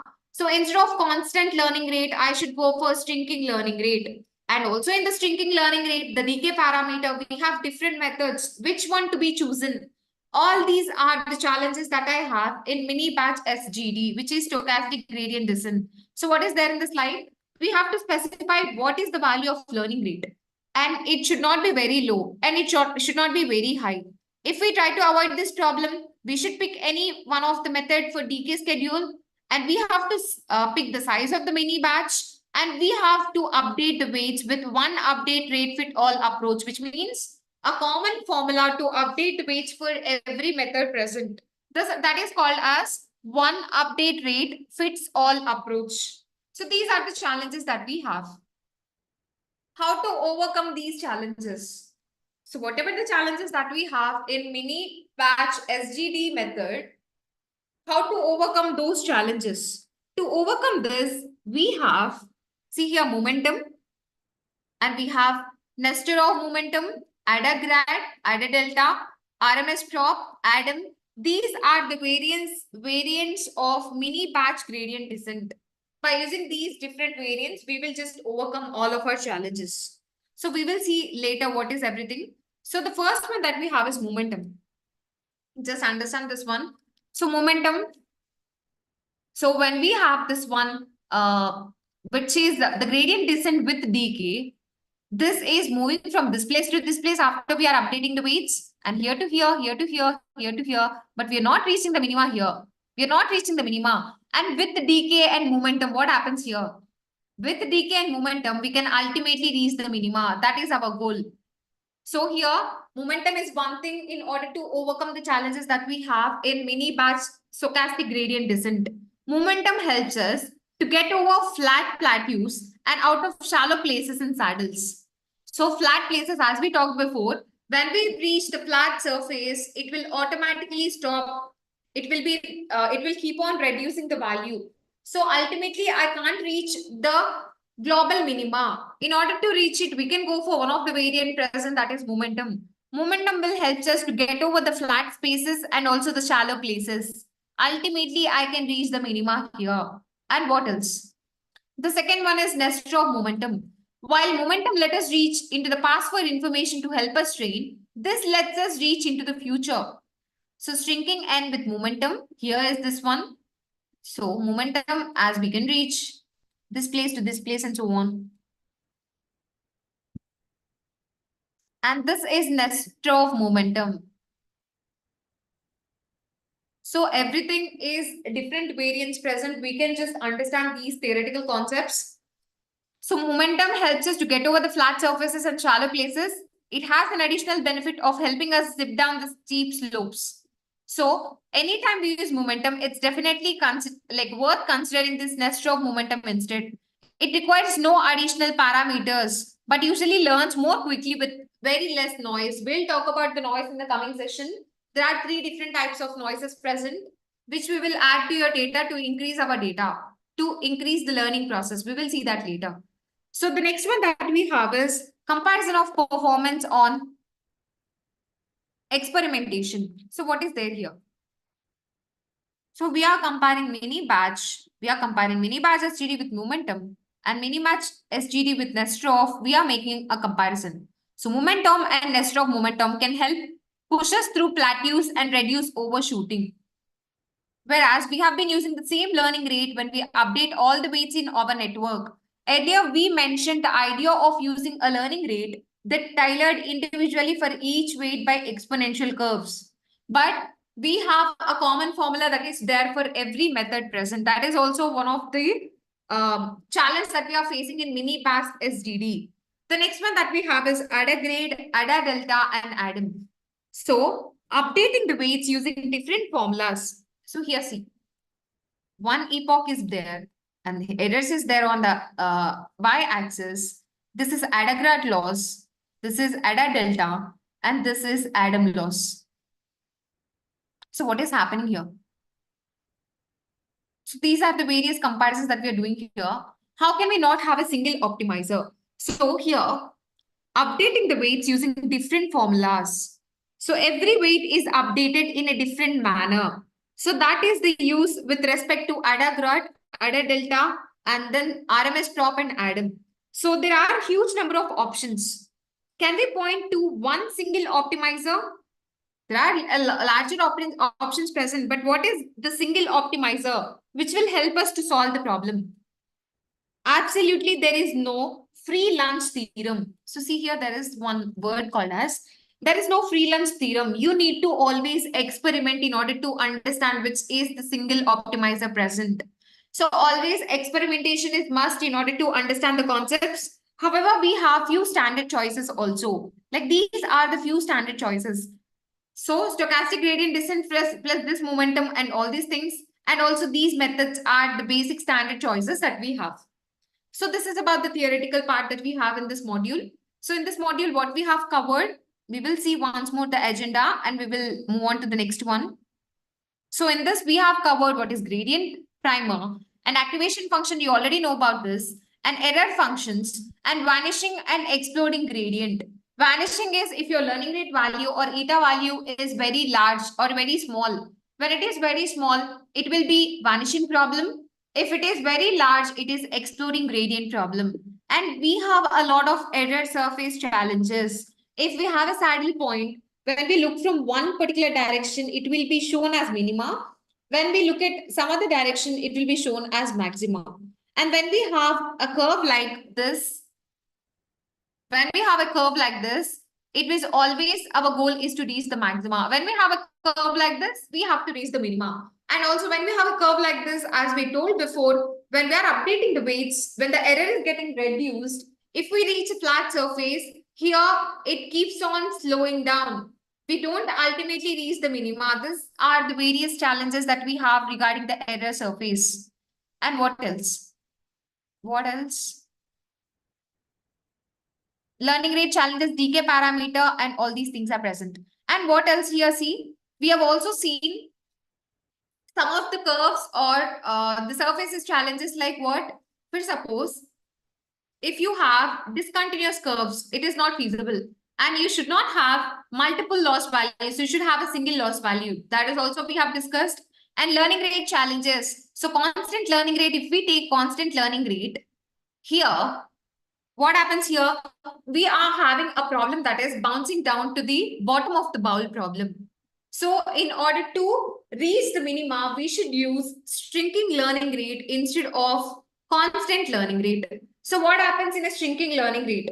Here, we will perform some math operation on the initial learning rate. How? By taking a value which is closer to 1. Ultimately, why we are using this one? In order to reach the minima. That is what we have under the challenges of learning rate. And whatever the value that we are performing or the math operation that we are performing in order to update the weights or in order to overcome the challenge of constant learning rate, that is called as decay parameter. And that decay parameter, in order to understand that, we have different methods like exponential method. We are exponentially reducing the learning rate, and we will take for few epochs the learning rate as constant and then exponentially reduce it. And then we will have step-by-step method in which for a few epochs it is constant and again we drop it. And for few epochs it is constant, again we drop it. Such methods, we have a lot of those. For suppose if we are taking based on some condition, for suppose if I take the learning rate should be less than 1 or less than 0.1%, then what? Here, if it is constant, then I will just take the learning rate as same. If it is getting reduced, I will just drop it a bit and again continue the process. So this is also one of the other method present for decay parameter. And coming to the algorithmic approaches, we have 3 algorithmic approaches or 3 variants. The first one is batch gradient descent and stochastic gradient descent and mini batch stochastic gradient descent. So this is an offline algorithm. This is an offline algorithm. This is an online algorithm. And here what happens every time I have to pass these values or training samples at once, and I will get the cost values or lost values that needs to be stored, which occupies a lot of memory. That is batch. And coming to the stochastic gradient descent, this is an online one. And in here, what happens? We have to choose random samples to pass through the algorithm, and we will get some random weights. For example, if I have 100 training examples, I will randomly pass one after the other. For one epoch, I will have 100 iterations. That is stochastic gradient descent. And the next one is mini batch stochastic gradient descent, which is where we have to specify the batch size. And here, this is in between these two, which is an additional thing, mini batch stochastic gradient descent. And here, the epochs and iterations will be different compared to these two. And you have various challenges regarding mini batch stochastic gradient descent. What are the challenges that we have talked about before? So we have a common formula to update the weights for every method. And we have to choose the learning rate. It should not be too small. It should not be too large. If it is this one, we will have this vanishing problem and gradient descent problem. So we have to choose the learning rate value. And also this learning rate, you can use shrinking learning rate instead of constant learning rate. For shrinking learning rate, you may get confused regarding which method you have to choose. That is one thing. And also the next one is, what is the appropriate batch size? What is the appropriate batch size that we have? All these things are the challenges that we have in mini batch stochastic gradient descent. And these are the various things that we have in order to overcome those challenges. And these are the various things present to update the weights using different patterns or different formulas. So this is what we have seen in this module for today. Let's see what is present in the next slide or next module.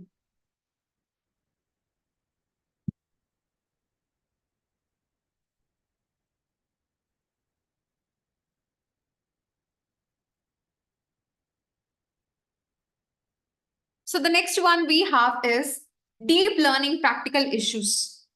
So there are few challenges regarding deep learning, how to overcome those challenges that we have. So for suppose when your model overfits, for suppose when your model, okay, sorry. When your model overfits, when it comes to deep learning algorithms or neural network algorithms, there are certain techniques that you need to apply in order to counter this overfitting problem. So for deep learning or predictive learning techniques, you have a different methods present in order to counter this. Let's see what is present in this module.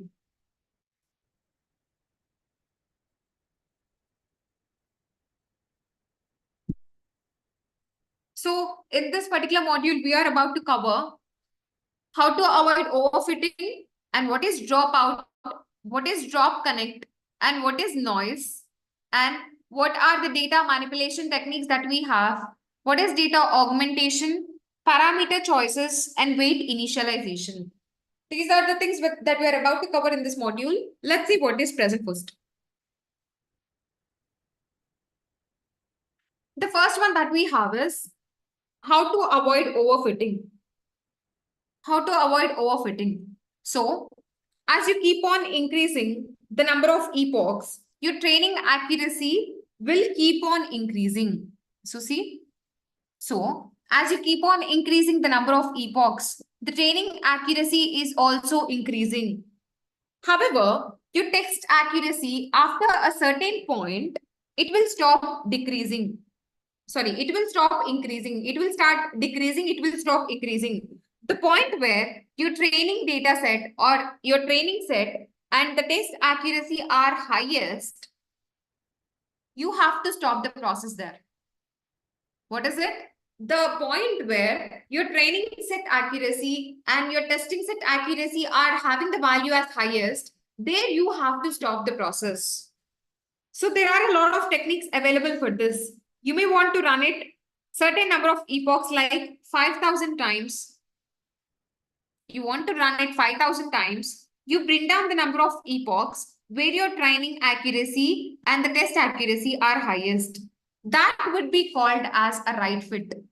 There are various techniques present at which some point both of the values will be highest. This particular point is called as right fit. This is called as right fit.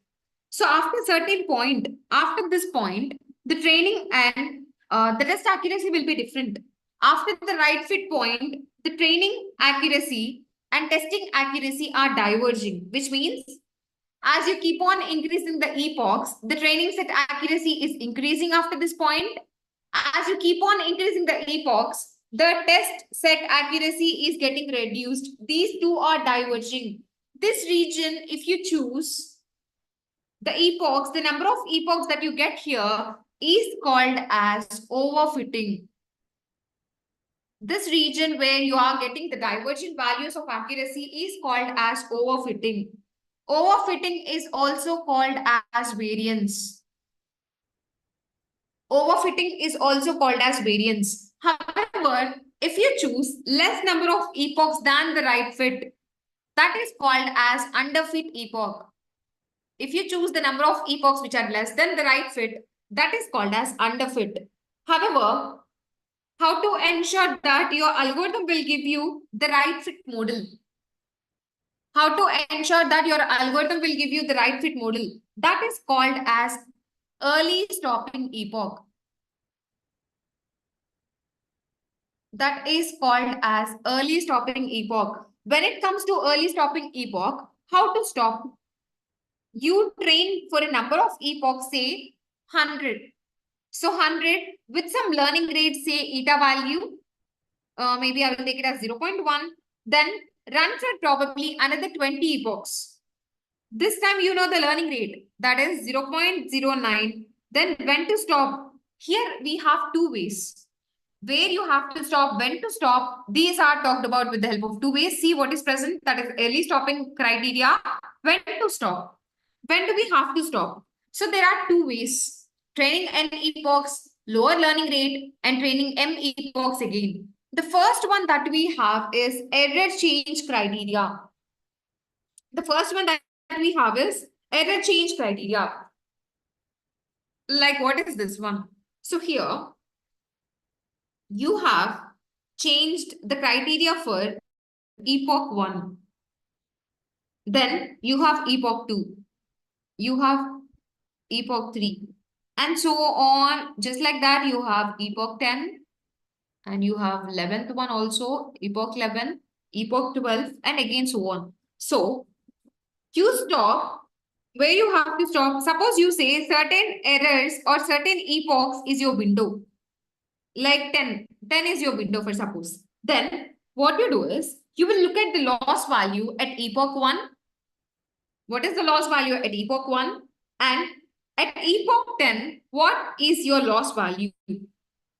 At epoch 10, what is your loss value? And then what you will find the difference between these two values. If the difference is less than 0.9%, not 1%, less than 0.9%, then it did not meet the condition because I have given the condition that it should be less than 1%. But it is less than 0.9, it is not less than 1%. So it is not satisfying the condition. Then I have to run for 10 more epochs. And again, I have to find the difference. If the difference is less than 0.8 now, this is also not satisfying the condition. Again, you have to run the algorithm until it reaches your criteria. That is, the loss or the difference should be less than 1%. Then you will stop the algorithm. That is error change criteria. Stop when error isn't dropping over, say, 10 epochs. Train for fixed number of epochs. That is nothing but error change criteria. This is one thing that you can do in order to do this early stopping thing. And what else? Apart from the first one, what else is there? You have weight changing criteria also. The second one that we have is weight changing criteria. So what happens in weight changing criteria? If we have a network that look like this, maybe you have 4 input layers and you have 3 hidden layers and 1 output layer. So everything will be connected with everything.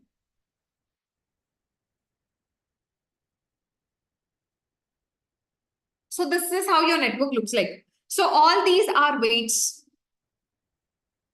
All these are weights. Assume that you also have a bias, which is the additional one. So you have W1, W2, W3, W4, W5, 6, and so on. These are all the weights present.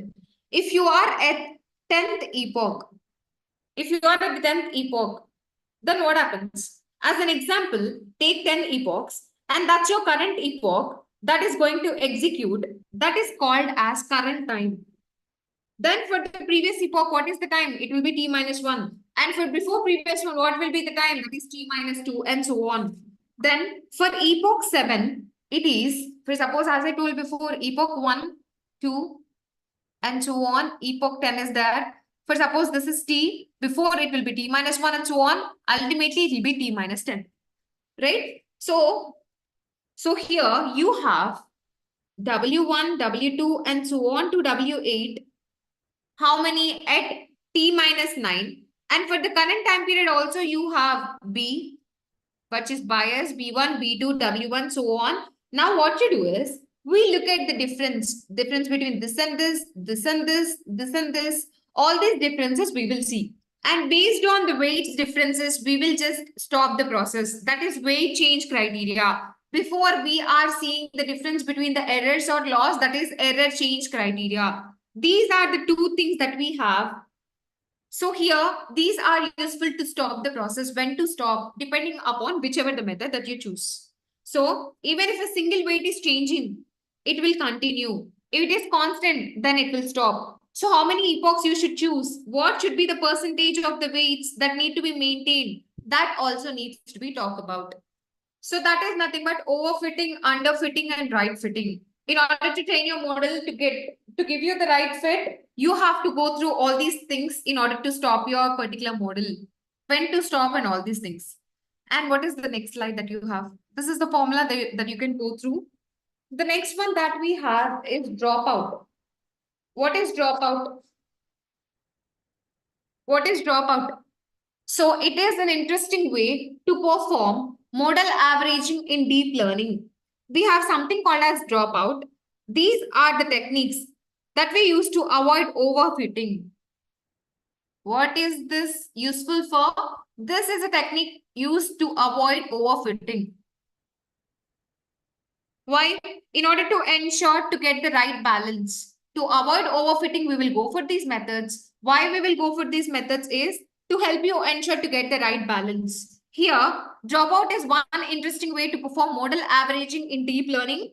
So see here, what is that?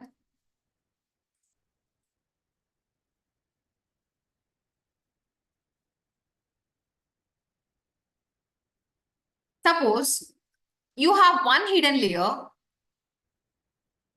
Suppose you have one hidden layer and one output layer. You have one hidden layer and one output layer because for easy to understand. Now, in standard neural network, one neuron can be connected to every other neuron in standard neural net. Okay, maybe here I will see if the example is there or not. As you can see here, in a standard neural network, every neuron is connected with every other neuron. Imagine my dropout is 0.5. Imagine my dropout is 0.5. See, this is standard neural network. And after applying the dropout, imagine my dropout is 0.5. I have taken my dropout value, that is 0.5.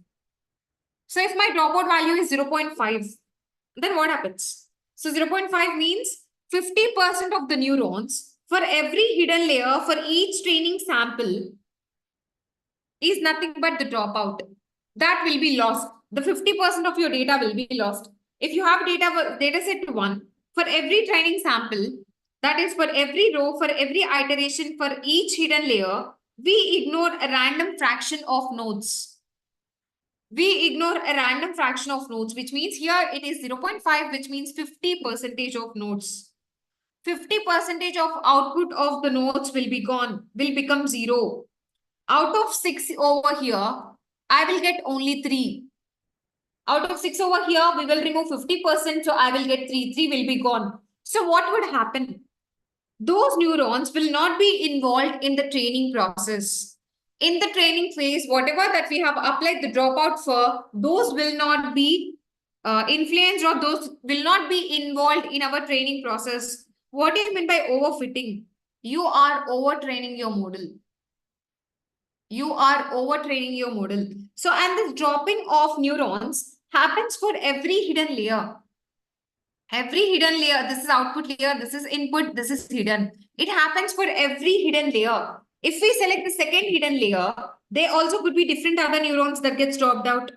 This is standard neural network, which is also called as dense network or multiple layered perceptron. We will talk about those later. Next, you have the test phase.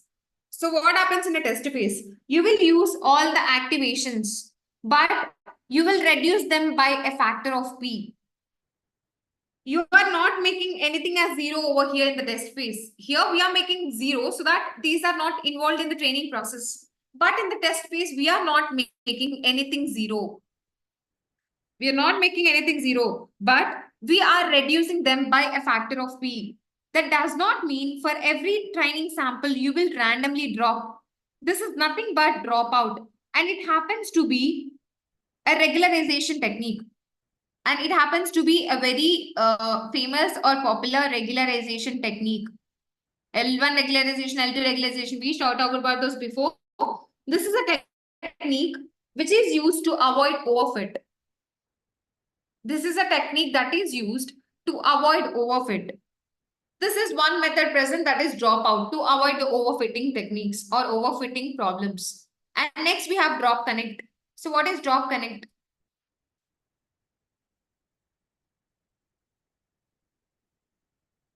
So what happens in drop connect? So this is no drop network, everything is nice. And this is dropout network. And this is drop connect. So then in drop connect, network or drop connect method, look at the difference here.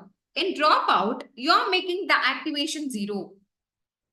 Here, we are making the activation 0. That means whatever the connections that you have, for suppose we are making this as 0. So whatever the connections that you have, everything will be lost. In what? In dropout network. When it comes to the drop connect network, we also have something called as drop connect. Here, you only drop the connection. We will drop only this one. The remaining everything will be same. So what is the difference in dropout while in drop connect? You drop any one of it in drop connect. While in this here, if we make one connection 0, every other connection regarding to that particular hidden layer will be 0 or neuron will be 0. That is the difference between drop out and drop connect. That is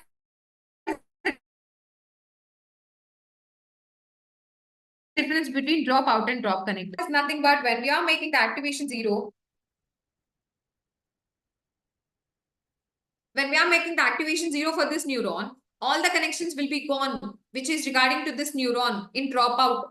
But when it comes to drop connect, here we are not making any zeros as activations. We are just dropping out one connection. So remaining everything else will be remain constant. That is drop connect. And what is the next thing? Next thing that we have is about noise. So noise, what do you mean by noise? So you can add 3 different types of noises. One is data noise, second one is label noise, and third one is gradient noise. Some people see that they build a model and they got 100% accuracy. They got 100% accuracy. That what we will tell is, we will suggest them to add some noise. If you feel like your model is overfitting or underfitting, you have to add noise. What is it? If you feel like your model is overfitting or underfitting, you have to add noise. And to the gradient, that is rate of change values, you can add noise. See here, gradient noise. What is this one? To the gradient or rate of change, you can add noise. If you look at the standard normal distribution, what is standard normal distribution? That is Z is equals to x minus mean by standard deviation. When you do that, the mean value will become 0 and the standard deviation will become 1. From that normal distribution, you are generating some random numbers. You are randomly generating some numbers for the gradient part. That is adding the gradient noise. That is adding the gradient noise. So this is another one, that is label noise. In label noise, if your output variable is categorical, then what you do, you take some values here and you take it as, so see here, let me take an example here. For suppose you have a data set which is having an output variable and maybe 2 input variables. And I'm telling the output variable is categorical. I'm telling like the person will default or not default. There is first record, the person default, and I will take this as it. He is not defaulting, and I will take the same value here as here also. I'm taking the same value as here also. Now you add label noise. You simplify or you simply flip the label. If output variable is categorical, you will simply flip the label. If your output variable is continuous, then again you go with standard normal distribution. If your output variable is continuous, again you will go with standard normal distribution. So let's take an example. For suppose you have an example like you have an output variable y and an input variable x. Imagine this is 2, this is 4, this is maybe 8, 16, and 3, 6, and so on. So these are the various values that you have. Output variable is continuous over here. Now what? The patterns are learned. If you are running through this particular thing through the neural network algorithm, it will understand the patterns. It will understand the patterns. And say you have got an equation like y is equals to 2x. That is my equation. Now, when you get this, you will just understand the difference or compare the values between predicted and actual. So the predicted value y, if y is equals to 2, then x is nothing but 4. So 4 is the predicted value. And what is the actual value? That is also 4. And if my y value is 8, 8 means x value will be 16. So the predicted value is 16. What is the actual value? It is also 16. So everything is equally matching. So when your equation fits all the records properly, if you have, for suppose, 100 observations or 1000 observations, the equation, will your equation fit perfectly for the 1000 observations? No, it won't fit. So if you are getting 100% accuracy, try adding the noise. Perform standard normal distribution and generate the random numbers and add those to your data. These are the few techniques that you have in order to help you avoid the noise or avoid the overfitting. That is data noise. You are adding data. You have continuous data. You're performing standard normal distribution. You're generating random numbers. That data is added to the previous data. That is nothing but data noise. Gradient noise, rate of change, label noise. And the last thing that we have is data noise. This is all about noise. And what else? So see, this is the formula. The next one that we have is data manipulation techniques. So what are data manipulation techniques? What are data augmentation? What is parameter choice? What are these things? So there are few other data manipulation techniques present for avoiding overfitting. Why these are present? To avoid overfit.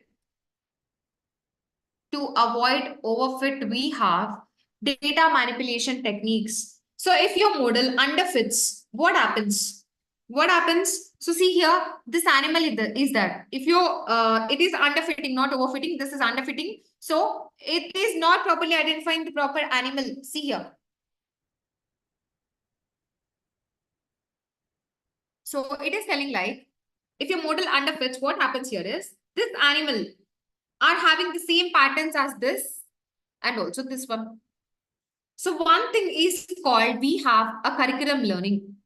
There are a lot of techniques like student teacher, distillation. All these are the architectures which would help your model learn on simple training samples.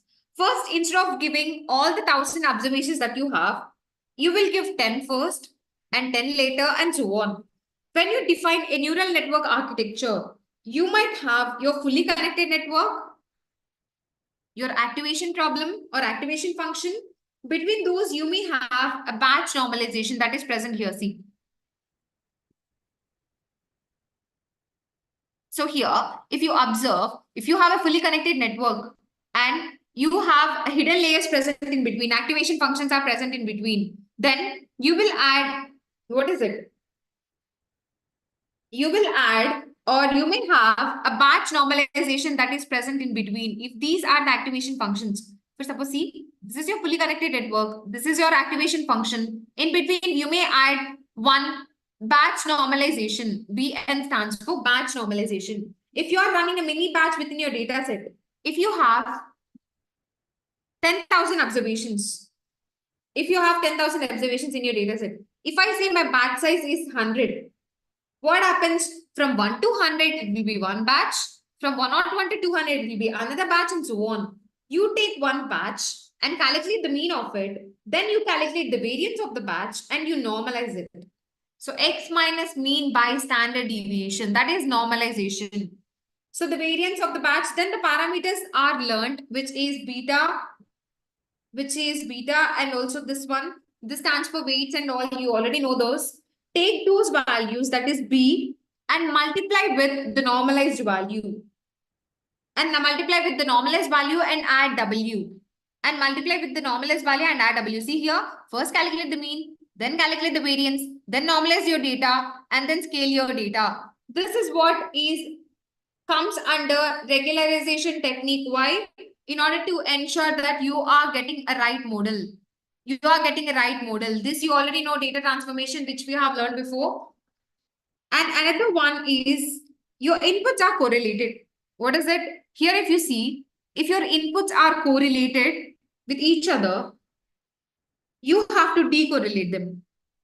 If your inputs are correlated with each other, you have to decorrelate them. When you have your training data and your validation data, Say your training data set is normally distributed and validation is also normally distributed. First of all, ensure your training and validation are having the same data distributions. See here, those should have same data distributions. So these are the various techniques present in order to ensure that you are getting the right fit, in order to basically avoid the overfitting and underfitting. You are about to get the right fit model. You have a lot of different techniques present. The next one that we have is data augmentation. We will see that example after having a 10-minute break. So we will have a quick 10-minute break and we will get back.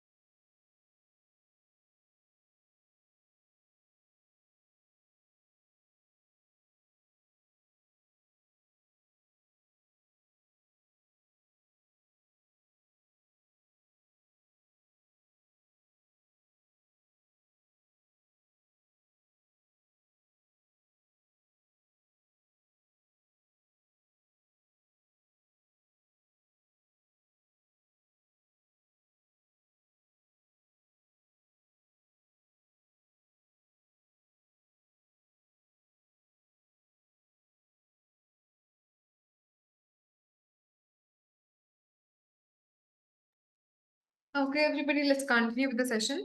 So the next one that we have is data augmentation example. So what is data augmentation here?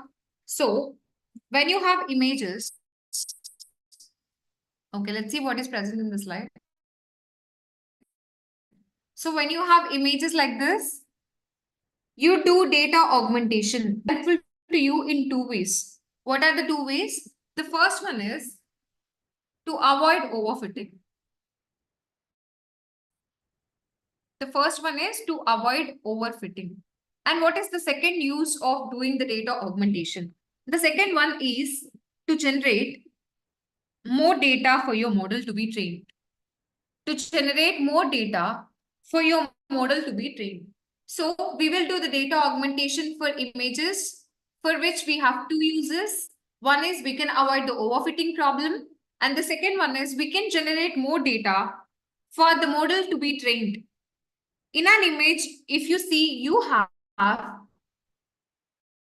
red, green, and blue components. You already know about this.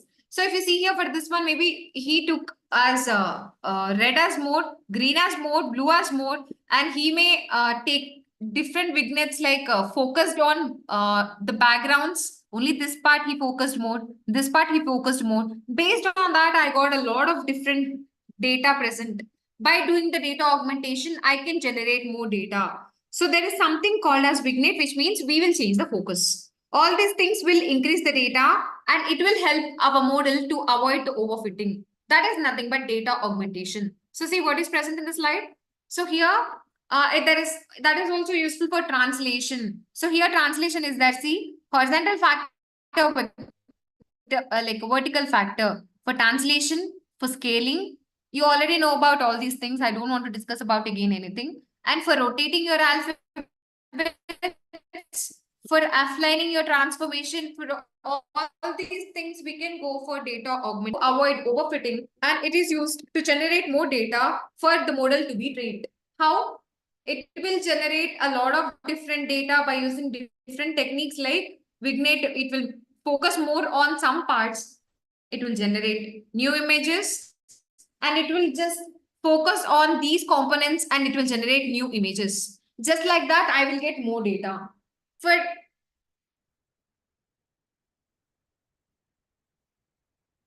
because of generating more data, I can avoid my overfitting problem. And next one that we have is parameter choices. So what is this parameter choice? Let's see.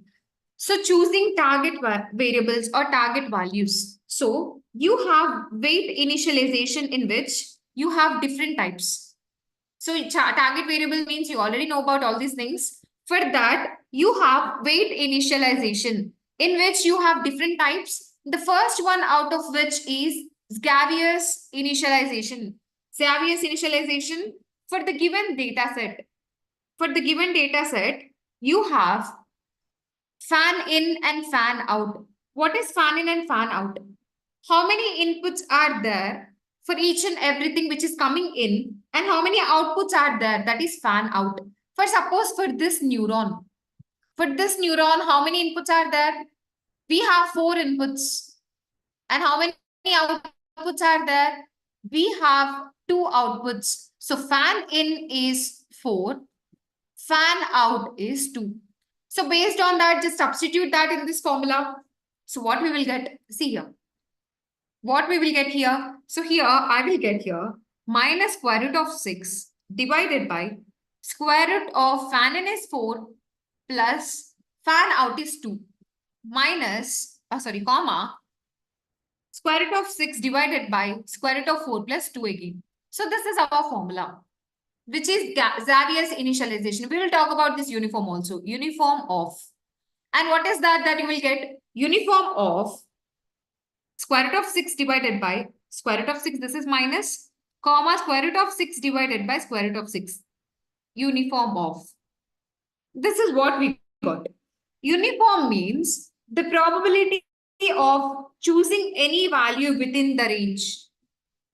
The probability of choosing any value. That is nothing but uniform function does. So for suppose, when it comes to normal distribution, for suppose like what? This is when we cancel out, we will get minus 1 to plus 1. So from -1 to +1. For this area, there is uniformly distributed data. This range should be equal when it comes to the probability that is uniform. Whereas when it comes to normal distribution, probability of choosing the values from here is very high. For suppose you have normally distributed data. The probability of choosing the values from this area is very high, and the probability of choosing these values from these areas is very less. That is what uniform means. Uniform talks about the probability of choosing any value within the range should be equal. That is equal like this. Whatever the values that you are getting, it should be equally distributed. That is the first one that you have for weight initialization. Just like that, you have a lot of other things also. That is, Cafe implements a simpler version of Xavier's. So here, instead of √6, he has taken 2. Remaining everything else is same. Like uniform of -2 divided by 4 plus 2, 6. Comma 2 by 6, that is -1 by 3 and 1 by 3. Within this range, the probability will be equal. So this is the simplest version of Xavier's initialization. This is one more, that is his initialization. So these are the various methods that you have for weight initialization, that is parameter choices. And you have few things to remember, which we have already seen. These are the standard choices, and these are there for best options for activation function. We will mostly go for ReLU. ReLU is the most used activation function for image data. And batch normalization layers are here to stay. Dropout we have seen, data augmentation we have seen, and weight initialization we have seen. So these are the things that we have in this module. So what did we discuss in this module? Let's once again see what is present in the agenda. So avoiding overfitting. What is there in avoiding overfitting? Say in this, there is at least topic 1, in which when we increase the number of epochs to a certain point, the training set accuracy will get increased, and the test set accuracy will get reduced. So the point where both of the accuracies are higher, that is called as a right fit. And the epochs range at which after the right fit, where the divergence happening between the training set accuracy and testing set accuracy, that is called as overfit area. There, what happens, as we increase the number of epochs, the training accuracy increases and the test accuracy decreases. And reverse of it, when we have a region below the right fit value, that is called as underfit.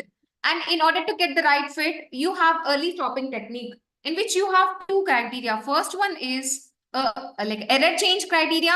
Second one is weight change criteria. We have seen these 2 things, and dropout is there and drop connect is there. Mostly these are used to avoid overfitting happening. So dropout and drop connect, but the difference here is in dropout, we are making the activation function as 0. In drop connect, what we are doing, we are dropping only one connection, remaining everything else will be same. That is the difference between drop out and drop connect. And then noise, we have 3 different types: gradient noise, label noise, and data noise. And coming to the data manipulation techniques. So here, because of the overfitting and underfitting issues, we may have such problems like not identifying correctly. So you have various methods present in order to deal with that. Like data transformation, batch normalization, and shuffling the inputs, data augmentation, and curriculum learning. And coming to the data augmentation is nothing but we are having the images based on which we are performing various things, which is useful to avoid overfitting and also to generate more data for your model to get trained rapidly. Those are the 2 uses that we get in using the data augmentation technique. And the parameter choices for weight initialization, the most important thing that we have is Xavier's initialization. And we also have the simplest version of Xavier's initialization. Fan in is nothing but the number of inputs. Fan out is nothing but the number of outputs. And the last one that we have is his initialization. So these are the things that we have discussed in this module. And we will see what is present next. The next one that we have is this one, which is computer vision and image processing. Let me make this screen bigger. Computer vision and image processing. So we are about to talk about the 2 types of neural networks. One is convolutional neural network and recurrent neural network. We will discuss these 2 things clearly. two types of neural networks, and we will move on to the practice on like a hands-on in RapidMiner tool, how to perform neural networks, how to use neural networks. Okay, we are about to talk in this one, which is CNN, which stands for Convolutional Neural Network. So CNN is used in order to solve image and video related problems. Image and video related problems. So in order to analyze videos, which is nothing but a combination of images, we will use CNN. A lot of computer vision and image processing problems are also related. For that, we will use CNN, which is convolutional neural network. So we will see what is present in this module. So these are the various things present, which we will use for these things, which we have already discussed. TensorFlow, Python, OpenCV, most of the popular ones are here. TensorFlow, OpenCV, and Keras are the most popular one. And in this one, the first one that we have is ImageNet. So ImageNet, what we have here. Okay. So here what we have. So CNN becomes extremely famous because of the ImageNet. Because of ImageNet. Here we have 22,000 categories and 14 million images. All of these are hand annotated.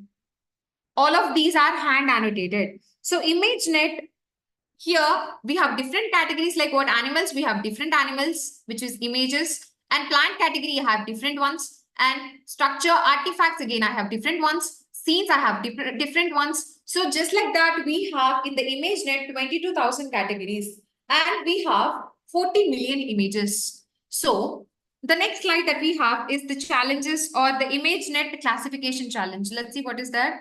The ImageNet classification challenge. Since all the images are hand annotated, people thought, can we come up with an algorithm which automatically look at the image and gives the label? What is it? So as we told before, ImageNet, all images are hand annotated. So because of that, people thought like, when we give an image, when we look at the image, can it automatically gives me the label that this image belongs to leopard, this image belongs to maybe trees, this image belongs to road, this image belongs to person. All these things, can we label it automatically? Can we do that? And for that, they have given 1,000 classes and these many images. So here we have these images. ImageNet large scale vision recognition challenge. We will see what is there in the next thing. So here, see, this is an image. And this is steel drum and giant panda. This is steel drum, obviously. This is the correct one. Just like that, we have different classes present. So imagine in 2012, the reduction of error is very significant. This is the error. The reduction of error is very significant. And they figured out that, which is the algorithm that they used in this 2012.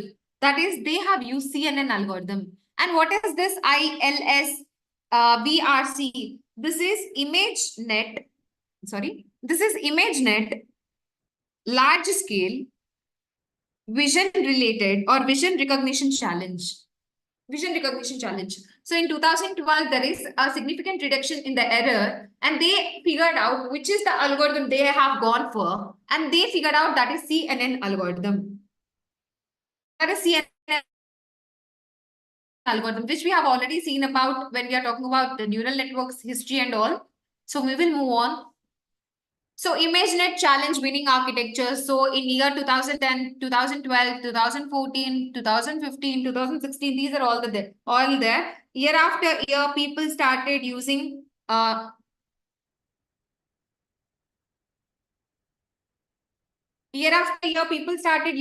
different layers. By increasing the layers, we increase the accuracy also. So 7 layers are there, 27 layers, 151 layers. By increasing the number of layers, the accuracy also got increased.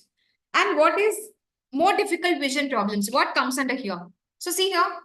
So if you see here, a lot of vision related problems can be solved. For example, in this image, if you want to recognize how many people are there, in this image, I have a problem like I want to identify how many people are there in this image. So what can I understand? This person who is there here, he is also same present in the mirror. But when we use the algorithm, your algorithm may read these two people as two separate people. These are the kind of problem that needs to be solved, which is vision related problems. So let's see how they can be solved in further module. So you recognize it is an image of bunch of people and you understand they are in a hallway. You recognize there are 3 mirrors in the scene. Some of those people are fake replicas for different viewpoints. So you recognize Obama from the view pixel that make up his face. It helps us that he is in the suit, that he is surrounded by other people with the suits. You recognize that there is a person standing on a scale here, even though the scale occupies only a few white pixels that blend with the background, but you have used the person's pose and knowledge of how people interact with objects to figure it out. You recognize that Obama had his foot positioned just slightly on top of the scale. All these things we can identify which comes under the vision related problems. And the next one that we have is convolution networks are everywhere now. We are talking about the CNN, which is convolutional neural networks. You can use it for various purposes. The first one is detection. If you see here, by using the convolutional neural network, as we talked about before, it is used for dealing with the problems related to images or videos. So here, for detection, I can use this one. So this is a person, and this is the person, this is the dog, this is a car, this is a horse, this is a bus, and inside the bus, there is a person. This is a cat, this is a dog. For detection purpose, I can use it. And also for segmentation. So if you see here, humans are in one color, which is red color. And trees are in green color, road is in gray color, and the construction is in yellow color. Such like that, you have different segments coming. That is nothing but segmentation. And what else you have? What else you have apart from this? So there are various purposes that you have.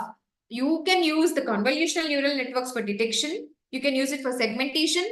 And you can also use it for various other purposes. For suppose you have self-driving cars. You have self-driving cars and you are going on a road. You have several objects on the road. And when your vehicle should not only recognize the vehicle, but also it have to predict how come they will come onto the road, how extent the people there will come onto the road. Those predictions also need to be done by these self-driving cars. And then we can also recognize the alphabets which are more complicated, like Japanese alphabets or Chinese alphabets. And we can also recognize the sign language. And we can also deal with the pose estimation, how the pose of a person is. And what else? And we can also identify the face of a person, how it is there. And we can also go for the other techniques or other applications by using the convolutional neural networks. Based on the satellite images, you have to recognize an image. So see here, based on the satellite images, I have to recognize the whale. That is whale recognition. And here also I have to recognize these things. I have to get the captions. All these things can be done with the help of CNN, convolutional neural network. This is captioning the images which we have seen when we are talking about the neural networks. The next one that we have is hierarchical approach. What is this hierarchical approach? So here, when it comes to vision, we have a lot of different compositionality present, which we have talked about before. Pixels, edges, text on, motive, part, and object. Not only for vision, for speech, and for NLP. NLP is nothing but for text also. We have different things present. And classifying an image using MLPs. Already we have something called as multi-layered perceptron, which we have discussed about before. Multi-layered perceptron. Why do we have to avoid multi-layered perceptron? Why do we have to avoid it? So here see, we have a data set which is Cypher10 data set. We have a Cypher10 data set in which we have images. In which we will have images. Say you have 32 by 32 by 3 image. What do you mean by 3? 3 means we have 3 color channels. One is red, second one is green, and third one is blue. That is nothing but 3 color channels. 3 color channels are there. When you multiply those together, you got 3072 weights. If you have this input layer, how many number of neurons will you have? So first, suppose you have an image. The size of the image is 32 into 32 into 3. 3 stands for the 3 color channels, which means red, green, and blue. And now, when I just pass on to this input layer, how many neurons it will have? It will have the multiplication of it, that is 3072 neurons. 3072 neurons. And if you say you have a single neuron in the first hidden layer, you say only you have one neuron in your first hidden layer, then what happens? Then you have to connect all these 3072 neurons with the single neuron in the first hidden layer. There, these all your model has to learn. All these things your model has to learn. If you have, for suppose, 200 into 200 image, then you will have a lot of things like 200 into 200. Sorry, you will have 200 into 200 into 3. So this is nothing but 40,000 into 3. That is 1,20,000. So all these neurons are present in your input layer, which should be connected to one neuron present in the hidden layer. All these patterns need to be learned by your model. Another thing is that if you have image of 100 into 100, all these 10,000 neurons will be connected to all the neurons in the hidden layer, and you will get the parameters. You are taking each pixel value. You will take each pixel value of each neuron and you will connect it to the hidden layer neuron and so on. So this is the waste of process. See here, there will be pictures provided for you. So 200 images are there. So you will get 1,20,000 weights. Such network architecture does not consider the structure of your data. So see, everything needs to be learned. If you have 200 into 200 image, you will have 2 billion parameters. This is not the correct thing to do. You will have a waste of resources. We have not enough training samples anyway. So this is the one thing that we have. The next one is, what is convolution of an image with a filter? What is this one? See what is there here. Let's see first of all. So there is something called as filter or mask or kernel. Think of it as a hidden layer. Think of it as a hidden layer, and all these values within this are weights. All these values within this are weights. So see here, it will be provided here for you. All these are weights. Weights are also called as coefficients. Then what? These values are weights in your neural network. Assume that you have an image which is 5 by 5. You already know about this one, matrices and all. So this is a 5 by 5 image. On a specific image, you will have values between 0 to 25. So we already know about image. Image will have pixels. Pixels will have intensity values. That intensity values will range in between 0 and 255. So this is a 5 by 5 image which is having the values in between 0 to 255. 0 indicates black and 255 indicates white.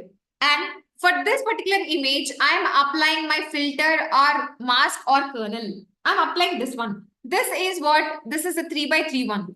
This is a 3 by 3 one. I'm applying it onto the image. This is a 3 by 3 one. Now what happens? Now what is the thing that is happening here? What happens here? So you have input. Input is image which is 5 by 5. For that I've applied a filter which is 3 by 3. Now it is about to do the convolution. Which means it may do the additions or subtractions, whatever it is, it will do the convolution. So here, you convolve this filter onto the image. If you see here, if I want to find out this value, how did you get this value? So you have to do the convolution. 1 into 1 is 1 plus 0 into 1 is 0 plus 1 into 1 is 1 plus 0 into 0 is 0 plus 1 into 1 is 1 plus 0 into 1 is 0 plus 1 into 0 is 0 plus 0 into 0 is 0 plus 1 into 1 is 1. So if I add these together, what is the value? That is 4. That is going to be the value of your central pixel. That is going to be the value of your central pixel. Using all these pixels, you want to extract the features of the central pixel, that is 4. Using all these values, you are extracting the feature of your central pixel, which is 4. This is the output, which is called as a convoluted feature or convolved feature.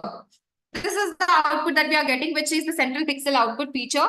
Then when you go by one stride, then if you move by one stride, then what happens? Let's see here. If I move by one slide, let me erase these things. So I've just moved it to the one stride. It moved to the one stride here. Now again do the same thing. Let me erase these also. Now how to get the extracted features? Here also same thing. 1 into 1 is 1. And 0 into something is 0, obviously. 1 into 0 is again 0. And 0 into 1 is 0. And 1 into 1 is 1. And here 0, obviously 0.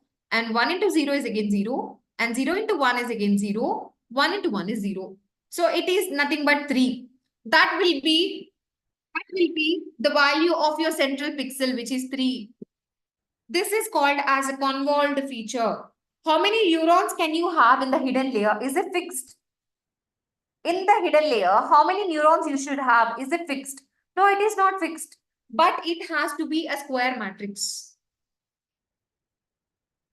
The number of neurons in a hidden layer are not fixed, but it should be a square matrix. So filter size, this filter size cannot be greater than image size. It cannot be greater than image size. If your image size is 5 by 5, then your filter size should be less than this image size only. It should not be greater than that, like 6 into 6. It should not be like that. And also, this filter size should always be a square matrix. And there is no limitation regarding the number of neurons present in the filter or a hidden layer. There is no limitation for that. So, if you have this kind of scenario, like what? You have a 5 by 5 image. You have applied the filter, which is 3 by 3. Then what is the size of the output? Then you will be getting the output size, that is 3 by 3. If you have 5 by 5 image in the input layer, you will have 25 neurons. And if you are applying a filter of 3 by 3, which means you will have 9 neurons here. Now, how we have weights? These are all weights. For suppose if you see, for the first one, you have the first one. For this, if we are lining like this, so what is the weights? This will be 1, this will be 0, this will be 1. Just like that, you will have weights for every other thing. So the weights problem that we had with respect to multi-layered perceptron is gone here. All because of what? Convolutional neural network. This is nothing but CNN, which is the basic understanding that you have to get by using a filter. Now let's see what is present in the next slide.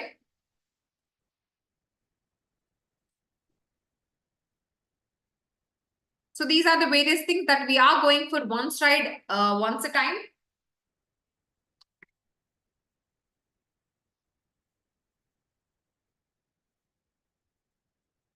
Ultimately, I got a convolved feature of 3 by 3 size. The next one that we have is convolution layer. So what is this convolution layer? Suppose if you have an image of 32 by 32 by 3 size, that means how many neurons you have?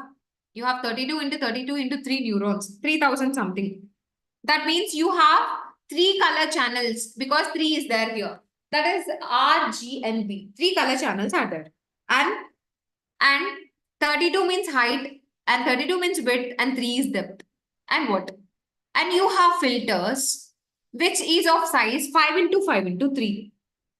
You have a filter, which is of size 5 into 5 into 3. If you if you want to talk about the filter, you don't need to take 3 here every time. It will automatically take 3 because 3 is already present in this image layer. If you have an image of 32 into 32 into 3, and if you apply a filter of 5 into 5 into 3, then the output you get is having different names. What are the different names? The different names are activation, see here, activation maps, or we can also called as response maps, or we can also call them as representation maps. Activation maps is also called as representation maps, is also called as response maps. And the size will automatically reduce. The size of the image and the size of the output will be very different. The size of the output will be automatically reduced. If you apply 2 filters, what happens? If you apply 2 filters of 5 by 5 by 3 filters size, then you will get 2 activation maps. What are these? These are the maps. These are the maps which learns the patterns in your data. These are the maps which learns your patterns in the data. And you get an output layer or output map of 28 into 28 matrix or size. 28 into 28 into 1. This is convolution that is happening over here. For example, there is another example provided. If you have used 6 5 into 5 filters, we are telling there is an image 32 into 32 into 3, and I am using 5 into 5 filters. How many? 6 filters. Then I will get 6 activation maps. Before you have seen in the example, if I have used 2 5 into 5 into 3, 5 into 5 into 3 filters or masks or kernels, I got 2 activation maps. And what is the size of it? 28 into 28 into 1. But when I apply 6 of these, what will be the size? What will be the size? See here. So I'm applying 6 filters. 32, 32, 3 is the image. Convolution layer is there. I will get the output that is 28 into 28 into 6 because I have used 6 5 by 5 filters. I have used 6 5 by 5 filters. That is one thing that is there. 1, 2, 3, 4, 5, 6. 6 activation maps. Activation maps is also called as representation maps or response maps. I'm getting 28 into 28 and 6 maps are there. And the next one that we have is basic connet. If you have, okay, see here. If you have 32 into 32 into 3 image, if you are applying 5 into 5 into 3, that is 6 filters, the convolutional layer with ReLU function or ReLU activation function, I've already told you before. There are few activation functions which we mostly prefer when we deal with images. One of it is ReLU activation function. For each and every neuron, you have to mention the activation function. Remember the neuron, it contains 2 components, integration and activation.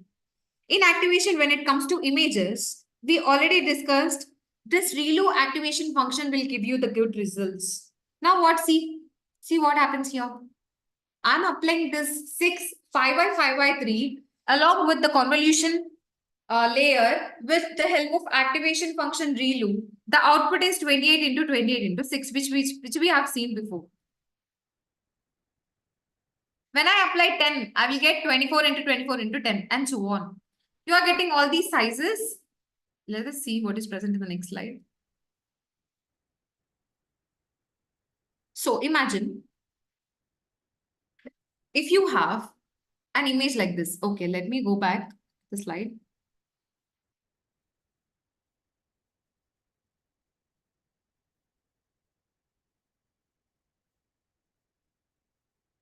This is the image I have, right? So this is the image I have. For suppose, you want to get the output for this particular thing. So for this one, I got this one, but I want it for this one. Then how to do it? I want the feature for this particular cell. How to do it? My hidden layer is 5 by 5 matrix and it should be the center. This should be the center. Accordingly, you have to take it. But this will not work. Why? Because I don't have any weights over here. I don't have any weights over here. In order to apply like that, I cannot apply because I don't have any pixel values or weights here. So pixels here would be gone. Then say again, you having 5 by 5 by 6 into 10 filters as I've told before, the output size will change according to the filter size. So see, we will move on to the next slide, which we have seen. These, we are done with these. Convolution layer also, we are done with these. According to the number of filters you are using, you will get the representation maps or response maps or activation maps. What is the purpose of those? To understand the patterns in your data. So see here, we are using the ReLU function, activation function. 6 filters I'm using. I got this output as 28 into 28 into 6. If I'm using 10, my output is 28, 24 into 24 into 10 and so on. If you are using ReLU activation function, you are getting different format. Okay, different format you're getting. These are the things that we have. These are not necessary. So the next one that we have is ConNet with pooling and fully connected layers. A typical convolutional layer. You have an image. You supply this image as input to your convolutional base. What is a convolutional base? All these layers put together, call it as convolutional base. All of these together called as convolutional base. It has convolutional layer, ReLU activation function, and also pooling layer. We will talk about the pooling layer in the coming session. Okay, the purpose of the convolutional base is to extract the features. The purpose of the convolutional base is to extract the features. From where? From your image. To extract the features from your image. Once all those features are extracted, you supply those features to your fully connected network or dense network. Then you will get the output. So all these layers put together called as convolutional base, and this convolutional base is having convolutional layer, ReLU activation function, and pooling layer. So here, this main function of the convolutional base is to extract the features from an image, and those are supplied to the fully connected network or dense network. Then you will get the output. So this output we will get in the form of probabilities, out of which one is having the highest probability will be considered as your output. The one which is having the highest probability will be your output. If you see for this image, the highest probability is there for car. Now car is your output. Car is your output. Now what is this pooling layer? We will talk about this later. What if I don't want to reduce my output? For suppose, as we seen before, 32 into 32 by 3 image is there. For this, if I apply a filter of 5 by 5 by 3, I got 28 into 28 into 3 or 1. This is what I got as output. But if I don't want to reduce the size of my output, I want the same size as my image, then what to do? For this, we have something called as the concept called as padding. For this, we have some new concept called as padding, which we will see later. So let me erase these things. And details about a convolutional layer. Suppose you have 7 into 7 input matrix or input value or image, and I have used 3 into 3 filter.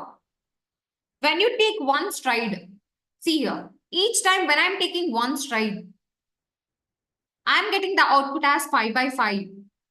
When I'm taking one stride, what happens is you will get 5 by 5 output. If I say I'm taking 2 strides, so here alternately it will skip like this. And here, the first one is like this. The second one, it will skip to the 2 parts and it will come here. And it will skip to the 2 parts, it will come here. That is stride 2. If I take stride 2, what happens? I will get the output that is 3 by 3. If I stride it by 3 times, then I can't apply. See, I'm striding it by 3. I can't apply because I can't move on to the 3 filters. So I can't apply this one. So when you keep on increasing the stride, the output size decreases. What is it? When you keep on increasing the strides, the output size decreases. The output size decreases. How can you understand about the output size properly? How can you properly understand the output size? So look at this image. For this, for suppose, here the input size is 7, which means think it as n. N is equals to 7. And I have filter size which is 3 by 3. So filter f is equal to 3. And what is the stride that I'm making? Stride is 3. Stride is 3 here. Now what is the formula to find out the output size?